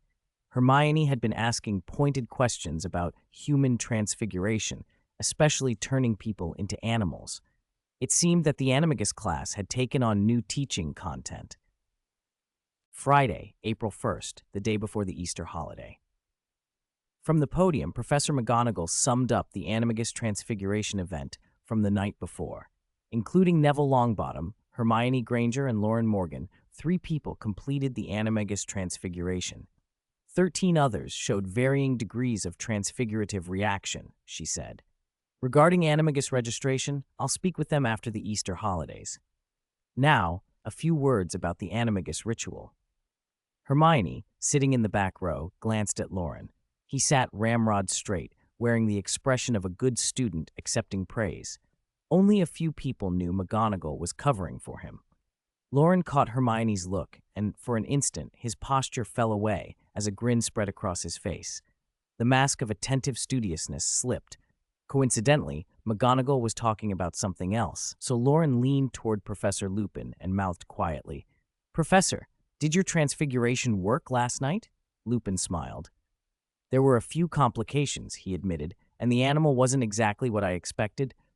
But yes, it's a success." Surprise flashed in Loren's eyes, then settled into something more measured. Even as a student, Lupin had studied animagus transformation with friends. The theory was familiar to him, and he had the unusual advantage of managing the animal instincts that could arise. Loren said thoughtfully, "We'll have to wait for the next full moon to see whether being an animagus helps suppress the werewolf change. If it does, Professor, you might not need the wolfsbane potion." Lupin's smile softened. McGonagall continued, her voice strong and clear. "I believe everyone witnessed last night's transformations, especially Neville Longbottom's complete transfiguration. I must stress again, animagus is a complex magic that requires long preparation. The process is painful. Even under a professor's supervision, there may be no obvious aftereffects, but no one can guarantee the final result." Her gaze swept the students. "Don't be carried away by the roar of a mighty lion. Pay more attention to Miss Granger's weasel and Mr. Morgan's lion cat. These are common animagus forms." "Lion cat?" Harry and Ron said in the same breath, remembering. McGonagall's words echoed in the room. "I hope everyone will think carefully over the holidays about whether you really need to spend so much time on a magic that is not always useful." Only a few students showed any hesitation. Most were ecstatic. They had heard McGonagall's caution many times, but the lion's roar from the edge of the Forbidden Forest had echoed in their dreams all night. Many of them had already decided that, for years to come, on stormy nights they would remember that lion and its roar and tell the tale to their grandchildren. They were not old yet. They wanted to be the heroes of that story. George raised his hand and shouted, "Professor, no need to say more. We decided during the exam. We want to see it again." "Yes, Professor. Let Neville and the others show us the transfiguration," Fred added, and other voices joined in. Loren watched Hermione. Something about the fuss still felt off to him. McGonagall's eyes glittered with a slight satisfaction before she adopted her stern, professorial tone. "Quiet. They have only just completed the ritual. Some animal traits still remain, and they cannot transfigure at will yet. During the Easter holiday, I will give them targeted special training, and we can consider demonstrating their forms after the holiday." A collective groan. For the next hour, McGonagall outlined the reasons most students had failed and encouraged the 13 who had shown significant change. The class left in high spirits. The lesson had been a success. Neville, who had been mentioned constantly, went from shy to resigned, and by the end of class his expression was blank. "Longbottom, Granger, Morgan, the three of you stay behind," McGonagall said. Harry and Ron exchanged a look and slid quietly out of the way, trying to look as small as possible. McGonagall brought Neville, Hermione, and Loren to the front and, once seated, asked Hermione and Neville about what they'd felt during the transfiguration. Lupin smiled and joined them, motioning Harry and Ron over, and the 7 of them formed a small circle. "Neville's animagus is a lion," McGonagall said quietly. "It matches his Patronus and reflects his inner self." Harry felt a flicker of hope. His Patronus was a stag. Did that mean his animagus would be a stag too? McGonagall shook her head. "That, however, does not mean an animagus will take the same form as a corporeal Patronus. A Patronus is tied closely to emotions and memories and is influenced by outside factors. For example, Mr. Potter, your Patronus being a stag, is likely connected to your knowledge of your father's Patronus and your remembrance of him." Loren's thoughts went to Snape and the change of his Patronus. McGonagall's words fit. "Animagus mapping, by contrast, is more about personality," she went on. "Neville desires courage, his heart holds courage, and so he transformed into a lion, a symbol of bravery." She turned to Hermione. "Weasels are clever and nimble, but they can also be sensitive. You tend to overthink and worry. Under the desk, Loren took Hermione's hand and squeezed it. She squeezed back harder and effectively stopped him from making any further faces. In short, based on current data, it's still hard to predict an animagus form from a Patronus, McGonagall concluded. Last night, you completed your first transfiguration, and the time was short. The animal brain and body need time to adapt. And for those who haven't completed their transfiguration, don't spend too much energy fantasizing about your animal form. That can be an obstacle. Compared to Miss Granger, Neville's transformation took longer and was more painful. That may be related to the animal's size, she said thoughtfully, or there may be other reasons. Hermione's eyes widened as she made a connection. Loren, tell the truth. Did you ever use human transfiguration to prank Miss Granger, turning her into an animal? McGonagall asked in the same steady voice. Loren's cheeks colored. Yes, Professor. It was around Christmas, when I was studying human transfiguration. I briefly turned her into a cat. I was exploring transfiguration technique. Could there be a connection to animagus? All eyes turned to Hermione. She glared at Loren. Brief? It had felt like an hour. McGonagall pursed her lips. When I first taught human transfiguration, I emphasized that you must never transfigure real people without permission. Do you remember Thaddeus's 7 hedgehog sons and Miss Mirabella, the codfish of Loch Lomond? Her reprimand silenced everyone. Hermione started to explain for Loren, but Lupin's look stopped her. Loren said nothing in his defense. He knew he had been foolish, but saw no real harm done. McGonagall's gaze softened a little. Since it was an incident during the holidays, I'm not going to mete out school discipline. I will, however, give you extra written work, an essay on the dangers of human transfiguration and animagus. I understand, Professor, Loren murmured. Hermione squeezed his hand again, and imitating his earlier gesture, gave it a warning squeeze. I think human transfiguration could have some bearing on animagus training, she said. I'll speak with Albus about it. After the holidays, we might include it in the class. After McGonagall finished, she and Lupin left together. Harry and Ron were slightly disappointed that they hadn't had the chance to ask Lupin what his animagus form had turned out to be. A few minutes later, Harry, Ron, and Neville slipped out together. Hermione and Loren walked along the corridor beside each other, their steps slow. She still held his index finger and teased, Why didn't you explain to McGonagall? Your human transfiguration is good. You wouldn't have hurt me. We were just playing. It wasn't dangerous. Stop nagging, Professor Granger, Loren replied with a smile. He pulled his finger free, opened her hand, and threaded his fingers with hers instead. McGonagall's right. I shouldn't have transfigured you without permission, even if we were close. I shouldn't have restricted your actions or treated you like a pet. Hermione gave him a warning look. Watch your wording, she muttered. Loren continued more softly. I remember that after I turned you into a cat, you put up with a lot when I deliberately annoyed you. Before that, you'd always have fought back. I thought. He trailed off. Hermione hung her head a little. She couldn't quite remember exactly how she'd reacted that day. At the time, she had been obsessing over human transfiguration and had planned to pay him back by turning him into a cat. Still, the care behind his words felt good. That evening at the Great Hall, Loren noticed an empty circle of seats around George and Fred and the younger students nearby, wearing faces of undisguised fear. Of course, it was April Fool's Day. Loren leaned toward Seamus. Anything interesting today? Seamus shrugged. Actually, George and Fred haven't thrown a single dung bomb all day. They've been suspiciously well-behaved, boring even. He gestured toward Neville. It's our Mr. Lion who's had the worst luck. Neville looked miserable, on the verge of a breakdown. Someone pops out wherever I hide to do my homework and asks for animagus tips. They've asked to see my Patronus and my animagus form so many times. I've summoned my Patronus 17 times today, he wailed. I think I've used up all the happy memories I have. They couldn't help laughing at his exasperation. Then Ernie Macmillan from Hufflepuff swaggered over, carrying a strangely colored butterbeer. He threw an arm around Neville's shoulders and shouted, Neville, turn into a lion for us. We're the best of friends. I just bet Finch Fletchley you'd definitely do it. The hall froze. Even Loren and the others fell silent. Neville flushed scarlet, ready to explode, but his good breeding stopped him from swearing. Macmillan, a sharp female voice cut through. Hannah Abbott, golden ponytail swinging, marched over, hauled Macmillan away from Neville, and handed him back to a mortified Finch Fletchley.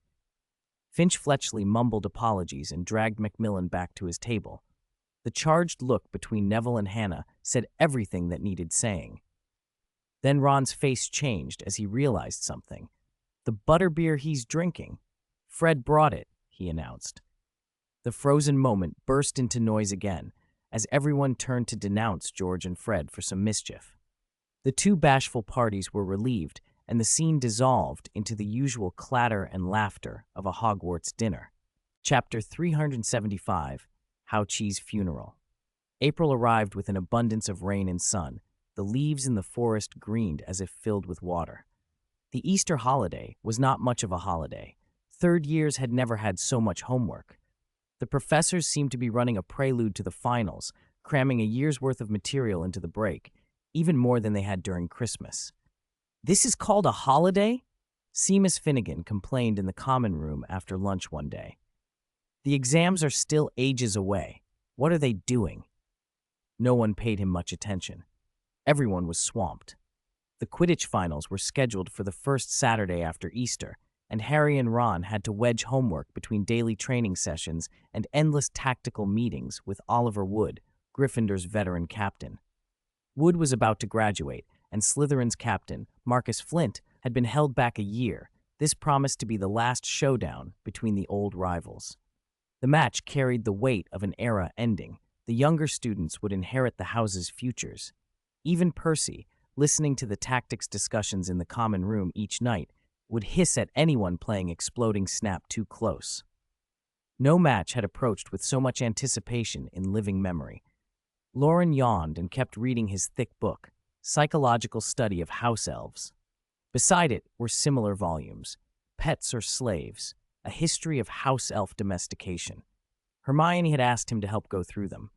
Of all the third years, Hermione was the busiest. She'd given up divination and Muggle studies, but still had complex arithmancy, ancient runes, and other demanding subjects. She spent hours filling her notebook and constantly discussed weighty topics with Professor Burbage, the coexistence of Muggles and witches and wizards, the future of the two societies. Lately, the topic had expanded from house elves to other non-human intelligences: goblins, giants, vila, centaurs, unicorns, vampires, werewolves, merpeople, even acromantulas. Inspired by Hermione, Loren had realized how complex magical society really was. Interests diverged not only among classes of wizards, but among dozens of independent intelligent species. Humans were themselves split into wizards and muggles, wizards into purebloods, half-bloods, and more.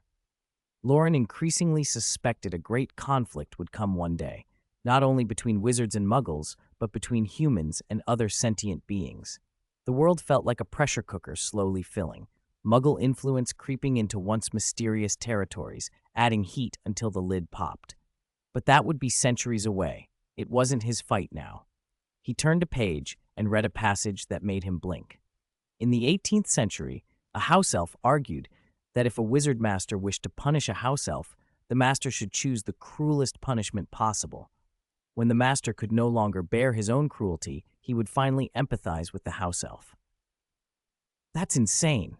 It's like saying let them beat themselves until they feel pity," Hermione snapped, frowning and putting down Professor Burbage's travel notes. "Why would any creature think that? Do you want this in your notes?" Loren asked. Hermione hesitated. "Yes, once we've collected enough cases, we'll speak with Professor Dumbledore, see if there's anything that might help Hokey." Loren nodded, tapped the page with his wand, and duplicated it. He smoothed the copy into Hermione's notebook and used a sticking charm so a neat, new page of notes appeared. By the time he finished the book, Hermione's notebook was more than half full. The house elves recorded in it were each more psychologically twisted than the last. The author argued such thinking was not uncommon. Just a spark was enough to make a house elf a devout adherent of a new idea. Harry and Ron drifted over from time to borrow Potion's homework for reference, then gave up pretending and sat down to copy openly. At 3 in the afternoon, the light had already softened. Percy returned, walked stiffly toward the four of them, and said, "Hermione Granger, Professor McGonagall asked me to tell you that Headmaster Dumbledore wants to see you in his office. All four looked up at once. Percy glanced between them. McGonagall said the rest of you can go too. Today's password is Edinburgh Rock. Hurry. They hurried to the gargoyle, gave the password, and climbed the spiral staircase. Ron then fumbled, puzzled. That's odd. Why would Dumbledore ask specifically for Hermione and say we can go too? Usually it's Harry and Loren who are closer to him. Hermione blinked, uneasy. The oak door to the headmaster's office swung open. Dumbledore stood by the window in a dull gray robe with a black cravat and a pearl brooch, looking out across the grounds. Fawkes ruffled on his perch, winked at them, and then Dumbledore turned. To be precise, I wanted to speak with Hermione, he said, his sapphire blue eyes full of apology. I'm very sorry. Hokey passed away yesterday. The words hit like a physical thing. Hermione froze. Harry and Ron exchanged puzzled looks. Loren glanced at a medium-sized wooden box on the desk, and his breath caught. He guessed what it contained. I had planned to bury her in the Smith family graveyard, Dumbledore went on slowly, but there is no tradition of burying house elves there. Hepzibah's family, well, they are not a gentle folk. He paused, then added, so I brought her ashes back. I thought Hagrid might bury her in the Forbidden Forest. Hermione's expression shifted rapidly. Confusion, guilt, bewilderment. I thought I'd be very sad, that I'd cry, but I'm not as sad as I thought I would be. I've never even met Hokey. If she stood in front of me, I wouldn't know her. I've never met many house elves. She swallowed. Just a little while ago, I was still thinking about rescuing her from Azkaban. Am I a hypocrite? Her voice broke. Loren felt a stab of sympathy. She wasn't a hypocrite. She'd known only a name and part of a story, and still wanted to help. Learning of Hokey's death made her doubt herself for not feeling the way she expected. If that made her fake, then what did that make everyone else? Dumbledore put a comforting hand on Hermione's shoulder. You're not, he said softly. If you would like, we can see her now, see her preserved memories. Harry had glanced at the pensieve on the desk and now understood. Ron, steeling himself, asked, Who was Hokey? She was a house elf who served Hepzibah Smith, Dumbledore answered. Hepzibah was a very old, very wealthy witch. He took out a small crystal vial holding a wisp of silvery memory mist, tapped it with his wand, and let the memory pour into the pensieve. Let us begin. They leaned over the shallow basin and watched. Dumbledore led them through Hokey's memories. The Smith family home, a tiny ancient house elf far older than Dobby, and Hepzibah herself, a very fat old woman in an ornate ginger wig, her cheeks rouged and a pink robe clinging to her like melting ice cream. She had recently received a visitor, a tall, handsome young man, Tom Riddle, polite, elegant, and not much changed from the student image of Lord Voldemort they had seen before. Hepzibah was infatuated, and she showed off her most treasured heirlooms, the Hufflepuff cup and Slytherin locket, to the young man. Seeing the way Tom Riddle handled the items, a red flash in his eyes made Ron shiver. He was already terrifying then, he murmured. Dumbledore's voice was low. What was horrifying was what was in his heart. The memories blurred and darkened at the edges like an old film. 2 days after Tom Riddle left, Hepzibah drank her cocoa. Hokey added a spoonful of something strange. Hepzibah fell dead. Back in the present, Dumbledore explained quietly that Voldemort had tampered with Hokey's memories, making it appear she had murdered Hepzibah and had stolen the cup and locket. Harry's face was full of indignation. He was awful from the start. They left the office in a small procession, Dumbledore, Hagrid carrying the wooden box, and the 4 students following.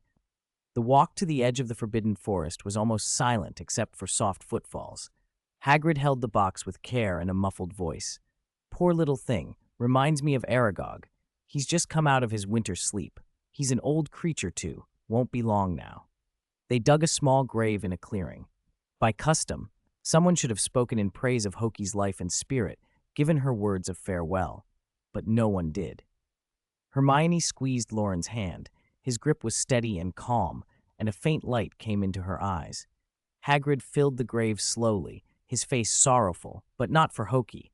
His thoughts were with Aragog and the coming of an age. Dumbledore's expression was one of compassion for all the victims who had suffered because of Tom Riddle. Harry and Ron whispered about Horcruxes, about the way Voldemort had destroyed lives for his own ends. They had never heard of Hokey before today. Their sorrow was quiet and tinged with anger. Loren's gaze was calm. He was mostly concerned with Hermione. "What about me?" Hermione asked herself silently, feeling the steadiness of his hand and a small, private comfort settling over her. April came in bright and loud. Daffodils, camellias, and lilacs seemed to know their season was ending, and so bloomed with extraordinary splendor. Tulips and bluebells followed, carpeting the grounds in clusters of color. Hogwarts and the Forbidden Forest shrugged off winter's gloom and became, once again, a place of light and charm. Hokey's death left a faint shadow over the Easter holiday. Loren and the others had heard the tragic outline of the story, but not the full details, so the melancholy never quite deepened into profound grief. For most of the break, Harry and Ron fell back into bouts of bitter talk about Voldemort and the Horcruxes. Then Wood would drag them off to punishing Quidditch practice. Homework waited for them afterward, like another kind of pressure. The holiday ended under the double weight of worry and assignments. After Easter, the tension between Gryffindor and Slytherin reached a breaking point. Skirmishes flared up in dueling club, charms, and even care of magical creatures. Between classes, students sometimes saw dark bats streaming from abandoned classrooms, the telltale sign someone had been hit by the bat bogey hex. Miranda Goshawk's little insult turned boogers into black bats. Not dangerous, but humiliating. "Harry, are you ready for tomorrow's match?" someone asked. "Oh, I don't know." On Friday morning, Loren and the others came down the portrait staircase to find Hermione sitting on the common room sofa, calm and tidy, having spent the quiet hours of the morning memorizing a chapter of History of Magic. Harry and Ron were tense and jumpy from nightly tactics rehearsals, which explained why Loren had overslept. He walked over and smoothed Hermione's collar. "Do you need outside help?" he suggested. "I could brew polyjuice and go on as Lee Jordan to commentate. I guarantee Slytherin will lose their heads." Ron's eyes lit up. Hermione gave a cool look. "And then Professor McGonagall catches you and cancels our team's score, and you spend detention until the end of exams. Would you be satisfied?" Harry and Ron fell silent. Hermione's scornful mockery suggested she'd learned her own tricks from listening to commentators. Loren shrugged and smiled. "As long as she doesn't find out." They made their way to the first floor, laughing, and found a crowd at the Great Hall entrance. Percy had already restored order, but 2 older students were being carried upstairs to the hospital wing. Seamus explained over breakfast. A fight had broken out that morning between groups of Gryffindors and Slytherins outside the hall. No one knew who started it. In the melee, a Gryffindor 4th year and a Slytherin 6th year ended up with leeks sprouting from their ears. The general counter-curse wouldn't do. Percy had rushed them to Madame Pomfrey so the leeks wouldn't continue growing. That night, in the Gryffindor common room, the noise hit them even before they squeezed through the portrait hole. Fred and George were louder than ever. Angelina, Alicia, and Katie laughed at their jokes. Wood crouched by his Quidditch pitch model, moving tiny figures with his wand and mumbling to himself. Harry and Ron sat by the window, Harry paler than usual, breathing through tight lips as if nerves had become a stone lodged in his chest. Loren and Hermione paused by the notice board and saw the posted punishments from the morning's brawl. Heavy house point deductions on both sides. Seamus grinned. "We lost points, but their injured student was a 6th year and ours was a 4th year. Shows we're stronger." Hermione almost had to admire the logic. They gave Harry a few encouraging words, but he didn't look reassured. Wood suddenly jumped up and barked, "Team, to bed!" Saturday dawned windless and clear, sunlit and perfect for Quidditch. The Great Hall greeted the team with enthusiastic applause, Ravenclaws and Hufflepuffs cheering too.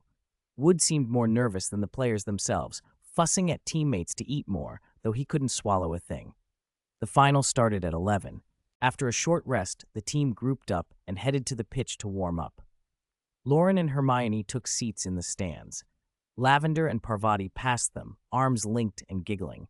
Hermione glanced up at the bright sky, then at Loren's face, lit by the sun. "The weather's getting warmer," she said. "The Gryffindor common room fire's almost out. Whatever happened to those salamanders you raised?" Loren's eyes took in the sea of scarlet in front of Gryffindor's end. Red roses, flags with lions, banners that shouted, "Go Gryffindor!" and "Lions win the cup." A cluster of green supporters sat behind the Slytherin scoring hoops, silver snakes glinting on their flags. Professor Snape sat front row, green scarf in place, his expression as grim as the Slytherin's hissing chorus. Hermione settled in the back row where the crowd was quieter. "I tried raising a salamander again," Loren said, "but I can't reproduce whatever magic made them unique." "You can't shapeshift into one?" she asked. "No. I've tried a dozen methods. I can't replicate a salamander's particular magic." A hush fell as Lee Jordan's commentary boomed across the pitch. "Gryffindor team on the field. Potter, Bell, Johnson." Hermione spotted Ginny beside Luna, both wearing ludicrous lion headpieces and grinning. The two teams took their places. Slytherin's lineup, announced by Lee, drew boos from much of the stadium. Apart from their seeker Draco, the Slytherin side favored size and muscle this year. As the players shook hands, Loren and Hermione watched the red and green robes streak across the air. The rule that both teams use identical broomsticks erased any hardware advantage. The match was a pure test of skill and tactics. Slytherin's strength began to tell in brute force and some underhanded tactics, but Wood had prepared Gryffindor well. He shepherded his team through angled passes and quick plays that denied Slytherin the space to mount effective attacks. Loren leaned forward. "Wizards have always looked for ways to use magical creatures' properties, like Ollivander using animal substances in wands, or alchemists making charms from beast parts. Normally, the effects are limited. You can process and distill it, but it's never fully the creature's power." Hermione nodded. "Like dragon heartstrings boosting charm power, unicorn hair resisting the dark arts. You want to use dragonfire directly, or unicorn hair against dark magic?" "Not exactly," Loren said. "Closer than usual, but not those things outright." He watched Harry and Draco spiral through a flurry of maneuvers. The two teams' robes blurred into brilliant blooms of color. "Complex magical creatures can hold many different kinds of magic," Loren went on. "Remember the basilisk? Its eyes had the power to petrify, and a different, lethal power besides. Dumbledore and I gathered some of the basilisk's magic, which needs to be channeled through odd, enchanted eyes. Even then, it's limited. Eyes from different species don't always work the same." He added in a lower voice, "I'm curious whether the legacy left behind by Morgan Le Fay could let me access that kind of magic directly." Hermione's eyes flicked to him. "That sounds dangerous." Loren smiled. "I'll ask Professor Dumbledore before I try anything." Before more could be said, a roar broke out. Lee was nearly shouting, "We won the cup! We won the cup! 80-60! Potter caught the golden snitch!" The stands erupted. Hundreds of scarlet-clad students surged over the railings and flooded the field. Red streamed across the ground like a living tide. Hands grabbed the players and hoisted them up. Harry was lifted the highest. Ron fought his way closer to push through to him. Loren didn't join the pitch invasion. He cheered with the crowd and, swept up in the shared joy, stood and wrapped an exuberant hug around Hermione, bouncing her a little. She felt the embrace, half amused, half exasperated. When the crowd thinned, she broke free and glared with faint amusement. "You've been planning this for ages, haven't you?" "I don't know what you mean," Loren said, but his face betrayed nothing. Hermione's lips twitched. "I thought you'd try to kiss me after the hug, pretend you were overwhelmed, maybe even go in for a tongue. Romance by stadium crowd?" Loren's eyes widened. A look of wounded hope and disappointment crossed his face. "See, can I?" "Of course not." Hermione elbowed him and headed back up to the stands. "Come on, let's get back to the common room and celebrate with Harry and the others." Loren followed, feeling the sting of a missed chance, but already scheming for another day. The victory left Harry riding high for a week, though Wood never quite shared that exhilaration. After the championship party, when people were drifting away, Loren saw him crouched in a corner with the battered pitch model he had kept for years, talking softly to it. He sounded small and quiet. Sometimes words tapered off into silence. Loren and Hermione exchanged a look and slipped away to their dormitories. After that day, Oliver Wood pulled his team aside more often, talking through the errors of his captaincy and sketching plans for the future. His conversations always circled back to Harry, the talented seeker, and to Ron, the reserve keeper. There was a gentleness in it, a sort of quiet farewell. 377. Remus, you know me. By mid-April, the days had warmed noticeably. Gryffindor's popularity with Hufflepuff and Ravenclaw had cooled off. Ever since they'd won the Quidditch Cup, a number of Gryffindor students had been strutting about with their noses in the air, their smugness rivaling even the loathsome Slytherins. The uproar lasted about a week, until the next sensation, several older students producing corporeal Patronuses, eclipsed the Quidditch victory as everyone's favorite topic. Professor Lupin had taken on more and more assistants, which freed Loren and Hermione from some of their duties. On a Thursday evening, while the rest of the school practiced the Patronus charm in the Great Hall, Loren took Hermione quietly to the Hufflepuff entrance. He tickled the pair on the animated portrait until the great pair chuckled and bent double with laughter. "You asked me to bring you here, Hermione," Loren murmured as the portrait swung open. "So one thing first. When you meet the house elves, don't shout or use offensive words. Don't scare them." "Scare them?" Hermione peered through the gap. "Do they lose control, like Dobby did with Harry? Are house elves scary too?" Dinner had long since finished, and many of the house elves had moved on to other tasks. Most of the kitchen candles were already extinguished, leaving only a few to prepare for the morning. "Watch the fire. Are the pumpkins chopped? Remember to boil enough hot water." The kitchen thrummed with high, nervous voices, kept low as if afraid of being overheard, which made the dim, cavernous room feel oddly menacing. As they stepped inside, the noise died. The house elves at their stations turned, staring. Small bodies flattened into shadowed corners. Hermione caught sight of a tiny figure diving into a cupboard, sending bowls and chopsticks clattering. To the house elves, these two clearly looked terrifying. Loren paused, then answered Hermione's question. "To them, we are terrifying." Minutes later, a house elf approached nervously, eyes fixed on Loren as if seeking reassurance. "Respected Mr. Morgan, is there anything you require?" The voice was thin and tremulous. Hermione took him in. Little over 2 feet tall, long, thin arms and legs attached to a frail torso, a disproportionately large head with tennis ball eyes and bat-like ears. What struck her most, though, were his clothes, a scrawny, mismatched scarf and a tiny red felt hat perched awkwardly on his head. They looked utterly out of place. Loren blinked. He hadn't seen Wheat in ages. After their last meeting, Loren had mostly avoided the kitchens to escape the house elf's effusive enthusiasm. He'd sent only a cheap gift at Christmas and had almost forgotten Wheat entirely, until Dumbledore mentioned the house elf in passing. "Long time, Wheat. I don't need anything," Loren said, "but my friend has some questions." "Oh." Wheat's excitement made him almost faint. The grayish-green color of his cheeks flushed as he shrieked. "Mr. Morgan remembers me. Mr. Morgan remembers my name." "That's right, Wheat. I'm Wheat," he babbled. "I knew it. Mr. Morgan remembered my appearance the first time and asked my name the second time. The great Mr. Morgan could never forget me." His high, piping voice stung Loren's ears. Loren waved for calm, and helplessly, "Wheat, you're wearing the scarf and hat I gave you. Of course I remember." Wheat beamed, shy and proud at once. "Oh yes, yes.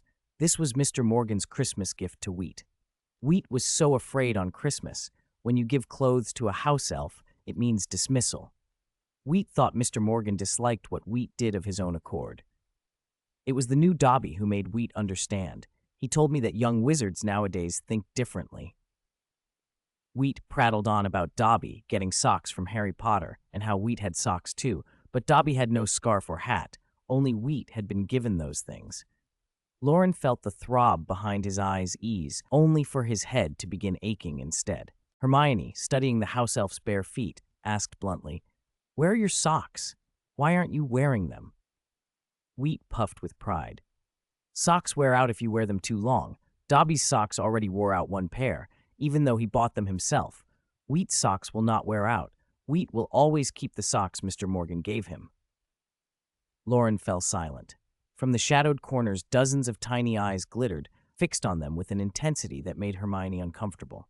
She tried again, "But socks are meant to be worn. If they wear out, you get a new pair, don't you?" Wheat's small face darkened. He shouted, "Wheat won't ruin the socks, and Wheat will never ruin the socks Mr. Morgan gave. Never. Absolutely never." "But never. Absolutely never. Socks. Never. Absolutely never. Every time Hermione attempted to speak, she was cut off by a louder, more indignant insistence. Wheat's suspicion treated her as if she had insulted his master. Loren listened, a headache growing. You can buy more, he began. Absolutely not, Wheat snapped. You two, stop, Loren intervened. Wheat, find us somewhere quiet. We have questions. An honor. Wheat straightened his awkward scarf, puffed out his chest, and led them away, chattering, This way, Mr. Morgan. They left the prying eyes behind and followed Wheat. Loren tugged Hermione's sleeve and whispered, Remember what I told you before we came. Don't try to force them to change. I'm sorry, Hermione whispered back, ashamed. Their ideas are so wrong. If you want to change them, not by storming it, take it slow. I'll try. Wheat led them to a neglected storeroom and fetched 2 little chairs. He stood opposite at a respectful distance. The scene felt oddly like an interrogation. I can bring tea and snacks, he offered hopefully. Black tea or pumpkin juice? No, thank you, Loren said. Butterbeer? I know young wizards love that. No, thank you. Hot cocoa? Headmaster Dumbledore drinks that at night. I could bring his portion over first. Loren waved him away with a helpless smile. Really, Wheat, we mainly came for information. Oh. Wheat's disappointment made him lower his head until his small hat shadowed his face. Then he brightened at once. Just ask, Mr. Morgan. I will answer everything I know. Hermione took a breath. I want to know how ordinary house elves survive. Apart from working at Hogwarts or being bound to wealthy families, do you have any alternatives? Other house elves? Any communities? Kin, Wheat echoed. Other house elves, Hermione clarified. House elves who aren't wanted by anybody. Wheat's tone sharpened and he hugged his scarf protectively. Some house elves are born unwanted. If they're lucky, they find a master before they starve. Some are lazy and driven out by masters who can't bear them. No one pities those house elves. They rarely live through the winter. Hermione felt her throat tighten. Can't you support yourselves? You're diligent. You make food, drinks, you make useful things. Why can't you live independently of wizards? Filthy idea. Wheat nearly popped from his indignation. What a filthy, vile idea. Betray your master. How can you even say that? Hermione, astonished, protested. How is wanting to live your own life betrayal? They talked past each other. As a house elf, Wheat's whole worldview differed from hers. What was obvious to Hermione, a creature's right to live independently, was, to Wheat, an unforgivable treachery. Loren's calm mediation was the only thing keeping Wheat from storming off, scarf fluttering in his agitation. After they left the kitchens, Wheat seemed relieved, prattling happily to Loren as he went. Hermione, cheeks flushed with anger, muttered, They should see a therapist. No, lock them in a school until their thinking is corrected. That sounds like brainwashing, Loren whispered. The Patronuses in the Great Hall glowed soft and steady under the silvery light. Hermione slowly calmed. Over the next week, she began spending more time with Professor Burbage, sometimes taking furious notes for pages on end. Loren half joked that she was compiling an ideological manifesto. Days passed. On the night before the April full moon, Loren had finished the Salamander Transfiguration in the Fantastic Books virtual space, but still hadn't been able to release the Salamander's power or keep himself within the Bluebell flames.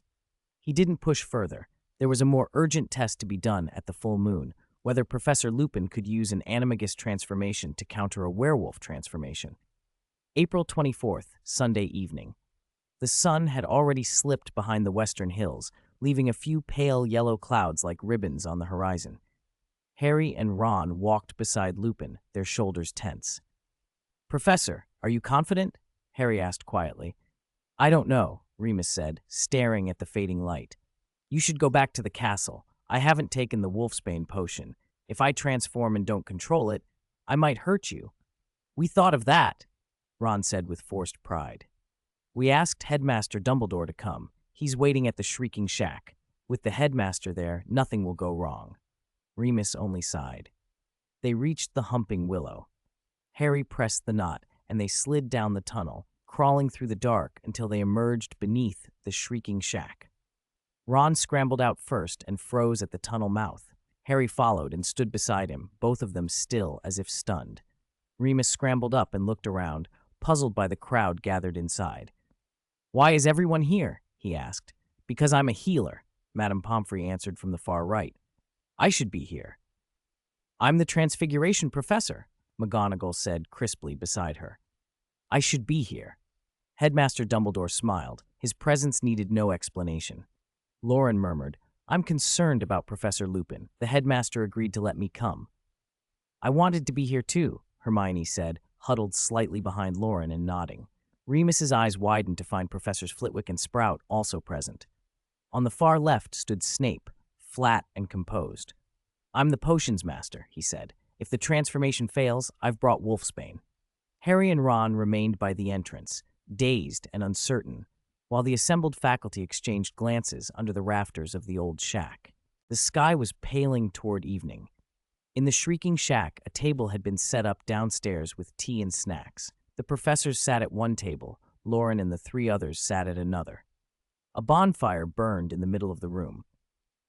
Professor Flitwick had his stool raised a little by transfiguration, so the short man could sit level with the others.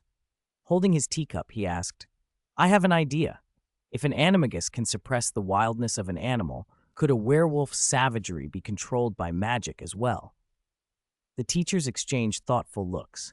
Headmaster Dumbledore sipped his tea and ate his biscuit slowly, crunch, crunch, bits of biscuit falling into his beard. Professor Sprout tried to think it through. Werewolves lose the ability to perform spells once they transform, so if magic is going to help, it would either have to be cast before the transformation or by someone else on the werewolf. Professor Snape continued in his usual measured voice. That would be very difficult. Werewolves might not even be capable of rational thought after the change. If it hadn't been for his slightly sarcastic tone, the eavesdropping students might have thought he was being earnest. Professor McGonagall glanced at Dumbledore beside her. The two of them were on the brink of a clash while their headmaster looked happily oblivious, inspecting his teacup. McGonagall sighed. This isn't a question of the animal brain. Many animagi take on animal brains that can't support human thought either. A wizard's consciousness is tied to magic and soul, not merely the physical brain. Remus Lupin answered calmly, Isn't that basic transfiguration? I expected Professor Snape would know that. An awkward silence fell. Flitwick and Sprout stared out at the darkening sky and into their teacups. McGonagall rubbed her temple. There was a faint gleam in Snape's eyes, and before he could press the point, McGonagall changed the subject to the academic progress of the year, steering them away from argument. At the students' table, Loren clicked his tongue in disappointment. Boring. I thought we were going to see a fight. Hermione's hand around her teacup trembled. She was secretly relieved the professors hadn't overheard that remark. She could already imagine the points that would be docked. Harry felt the oddness of the moment, too. This was a crucial test. Could animagus form resist a werewolf transformation? And yet everyone was calmly having tea. Someone even seemed to be hoping for drama. Do you know what Professor Lupin's animagus is? Ron asked after finishing his biscuit. Harry and I have asked him so many times and he never told us. A gray wolf, Hermione said, watching the sky. The sun had fully set, night pressed down, and a pale goose-yellow moonlight slipped from behind the clouds. How do you know? Harry and Ron asked together. Loren answered for her. During the Easter holidays, Professor McGonagall had us do transfiguration exercises to control our bodies. Professor Lupin was there. You two kept that secret with him, Harry muttered, clenching his fists. Darn it, it's just an animagus. I'm almost there too. Ron suddenly found his biscuit less appealing. He put it down, took a prepared mandrake leaf from his pocket, and wordlessly handed one to Harry. Harry clicked his tongue, set the leaf aside, and took a big bite of a ginger biscuit he wouldn't be eating freely for the next month. Hermione leaned forward and suddenly cried, "The moon's out!" All four of them looked toward Lupin at once. They saw him stand unsteadily. The hair on his body and head rose. He widened his eyes, and then a well-formed gray wolf stood where Professor Lupin had been. It walked a few steps toward the window and exposed its body to the full moon. Every hair gleamed colder, harder in the moonlight. Other than the change of form, there was nothing else different. It seems I shan't have to brew Wolfsbane potion for him every month anymore, Snape said coolly. It worked. McGonagall's voice held a small, pleased note. An animagus can indeed cope with werewolf transformation. Flitwick and Sprouts stepped forward to congratulate Lupin and were greeted by a few low woos. "That's wonderful, Professor Lupin." Harry and Ron leapt up and reached for the wolf's flanks and the fur on his back, grinning and trying to pet him. A human flicker of exasperation flashed in the wolf's eyes. The animal twisted and slipped away with a lithe movement. "Enough!" McGonagall snapped, grabbing the collars at the back of the boys' necks and hauling them back. "Potter, Weasley, Remus need not have you fussing over him. Now, back to the castle with me." As she dragged the two of them toward the tunnel, McGonagall turned her stern gaze on the others. "Morgan, Granger, you as well." Loren looked over at Dumbledore as if seeking help. Dumbledore, however, was carefully examining his biscuit and teacup as if some revelation might be extracted from them. The four students were escorted into the tunnel, and the shrieking shack fell into a brief, surprised quiet. "There's an early class tomorrow, so shall we?" Professor Sprout glanced around. "Let's go to the Three Broomsticks for a drink before heading back." "Good idea," Flitwick said at once. Snape did not refuse, and the three professors left the room. Remaining were the white-bearded headmaster and a gray wolf. The tunnel back was pitch black and rough underfoot. Harry and Ron stumbled a few times until McGonagall cast an illumination charm and the path glowed enough to walk by. "Does Mr. Lupin have to turn into that gray wolf every full moon night, Professor?" Harry asked, following behind Ron, staring at the uneven dirt. His voice had lost its earlier excitement. It sounded subdued. "I mean, turning into a gray wolf rather than a werewolf doesn't sound so much better. He still can't move normally." "It's much better," McGonagall said, supporting Hermione in front of her. There was a rare softness in her voice. "Without the wolfsbane potion, werewolves lock themselves away when they change. They don't usually attack others, but they injure themselves. Wolfsbane lets them remain conscious, but their spirits are low for days. They can hardly function. Now he can run freely in the wild, he can enjoy the moonlight, and most importantly, he can get a proper night's sleep on the full moon." "Get a proper night's sleep," Harry echoed softly. Ron repeated it, almost as if saying it twice made it more real. Loren and Hermione fell silent, remembering the nights they had spent with Lupin. For a werewolf, a good night's sleep on the full moon was an incredible gift. The next day at lunchtime in the Great Hall, Professor Remus Lupin, who'd had a morning teaching Defense Against the Dark Arts, was still lively. He'd already eaten 3 fried steaks and was cutting into his 4th. Several younger witches watched him with admiring eyes. Perhaps it was imagination, but he seemed a little younger, his face a touch more handsome. Dumbledore sat beside him and asked quietly, "Have you decided?" "Didn't I already?" Lupin swallowed a mouthful of steak. The faint clink of knife and fork on plate punctuated his words. Restoring the Philosopher's Stone is not a method that can be widely applied, and maintaining a steady supply of wolfsbane potion is too costly. By Merlin's blessing, we actually found a way to use animagus to restrain werewolf changes.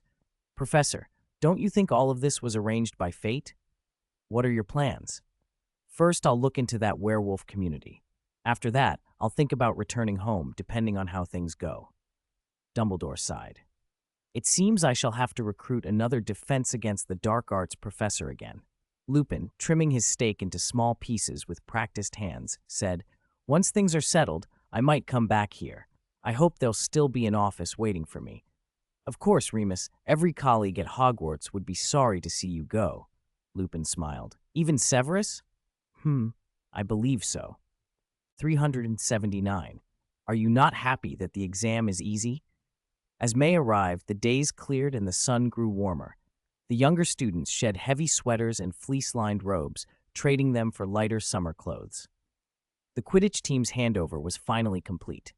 Wood passed the captaincy to Angelina Johnson and left his keeper notes with Ron and McLaggen, sharing his experience without playing favorites, even though he thought Ron the better choice.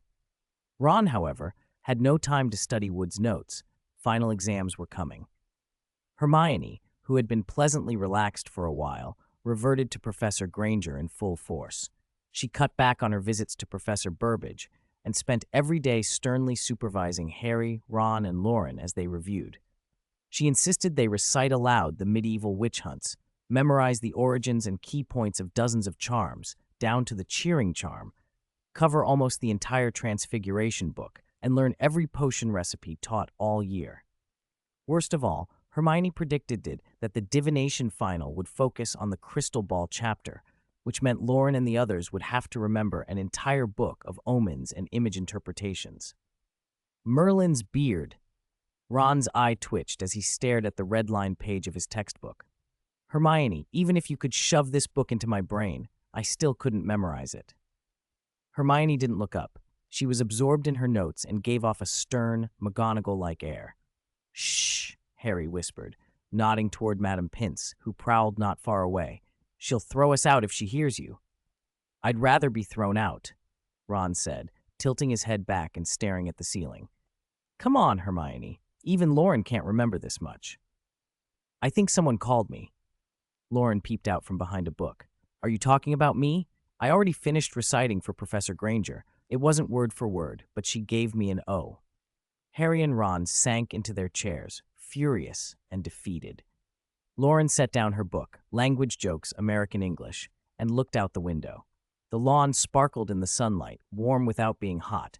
It made you want a pint of pumpkin juice and a walk to the Quidditch pitch to sit in the sun. She smoothed the robe over a ruffled white blouse at her throat that would catch the light.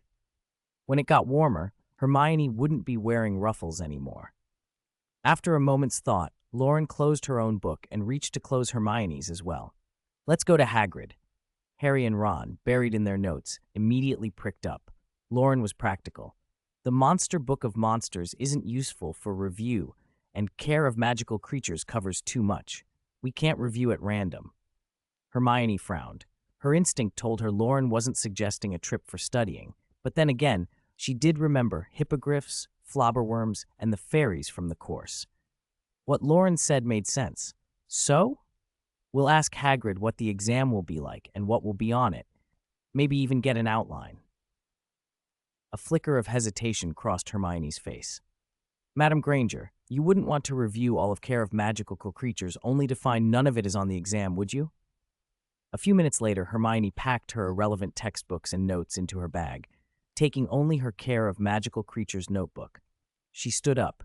Harry and Ron exchanged surprised looks and silently mouthed, "Praise Loren." "Stay in the library and keep reviewing," Hermione ordered them sternly as she headed for the door. "Loren and I will go to Hagrid." "Why?" Harry complained, grumpy. "You've barely gotten through the origins of the cheering charm." They slumped back into their seats, grumbling. Watching the two leave, Harry clenched his fist. "Darn it, next term I'll study hard too, then I can do what I want." "Exactly," Ron agreed, nodding fiercely. "Let's see who bosses me around then." In the pumpkin patch, Hagrid straightened up from tending seedlings. His large, dirt-stained hands patted his leather smock as he looked at them with a bemused expression. Little witches and wizards who memorize everything without knowing the exam content. Now that's more amazing than a Gorgon running across the Quidditch pitch. Hermione's cheeks flushed. "Isn't that what exams are for? To test what students have learned. If I master everything, I'll get top marks." Loren stood to the side with a smile. Hagrid watched her for a moment, then muttered wryly, "Merlin, save us. Don't come back to teach here after you graduate, or I'll be scuppered." He climbed out of the pumpkin patch and sat on a nearby stone, brushing clods of dirt from his sleeve. "It's my first year teaching proper, and I've made plenty of foolish mistakes, so I'm not going to make this hard on ye. The exam I've set is dead simple. Even a troll could pass it. Well, maybe not a troll, but Fang could." Hermione's hand tightened around her notebook. The idea that Fang could pass an exam without memorizing the biological structures, habitats, and behaviors of nearly 10 different creatures left her nonplussed. After some thought, Hagrid added, "I've talked it over with Professor McGonagall. She's fine with it." Hermione's frustration swelled as if a torrent of words was trapped behind her teeth. "Right. We'll help let the others know then." Suppressing a laugh, Loren gave Hermione a gentle tug and led her away. Hagrid scratched his head, watching them go. Strange child, he thought, not even happy when the exam's easy. 380, third-year final exams. Under the clear, bright sunlight, Hermione's cheeks and blouse were so pale they almost hurt to look at, and she seemed to glow. Yet she looked a little vexed, clutching a notebook as she hurried along, her bushy brown hair bouncing behind her. Loren strolled behind her at an easy pace, taking his time to enjoy the grounds. Hermione walked several steps ahead, then spun around, her fair face taut. "Why are you so slow? Hurry up." "Oh," Loren answered, but kept his slow pace, eyes on the scenery rather than the path. Hermione snapped her notebook closed and grabbed his arm, steering him toward the castle. "Don't waste time. We still need to go back and review." "Oh," Loren said again. Hermione felt him watching and looked back with a puzzled expression, picking up her pace. His eyes followed her. When she slowed, his gaze returned. She sensed something odd and probed. "You never intended to ask Hagrid about the exam from the start, did you?" Loren nodded, bluntly honest. Hermione frowned. "Then why did you drag me out?" "I thought the sunlight was really nice today," Loren said. "You'd look beautiful in it." Hermione fell momentarily silent. A small, pleased warmth stirred inside her, but she reminded herself she'd been anxious minutes before and shouldn't be smiling. She forced a serious expression, trying on Professor McGonagall's tone. "Loren, we have finals soon. We should study properly." I know. Don't do this again." I know." Hermione's mouth betrayed her despite the stern face. The corners twitched with a smile. In the days that followed, their study locations were no longer confined to the library. Sessions spilled out into the courtyard, across the grounds, and even to the top floors of the tower. Harry and Ron found the change of scenery eased the pressure a little. In the full moon of May, Harry and Ron, along with several others, buried the animagus potion, though they didn't expect much. After all, the school year was almost over. The sun grew warmer, time flew, and before they knew it, exam week had arrived. Transfiguration was Monday morning. After the written paper, Professor McGonagall examined the students' practical skills in the classroom. One task was to turn a teapot into a turtle. The patterns on the shell were tedious and time-consuming. The exam ran until lunchtime, and the third years emerged exhausted and pale. "At least my turtle had the spout as a tail. Professor McGonagall's going to fail me," Dean sighed. "It was awful, Seamus, don't you think?" Seamus, usually full of chat, fell silent. His friends looked at him strangely. The light in his eyes shifted, as if he hadn't been listening. He stared at Dean with a hopeful expression. "Is it normal for a turtle to blow steam out of its mouth?" Silence fell. Should a turtle blow steam? It was an odd question. Parvati returned with her tray and broke the silence.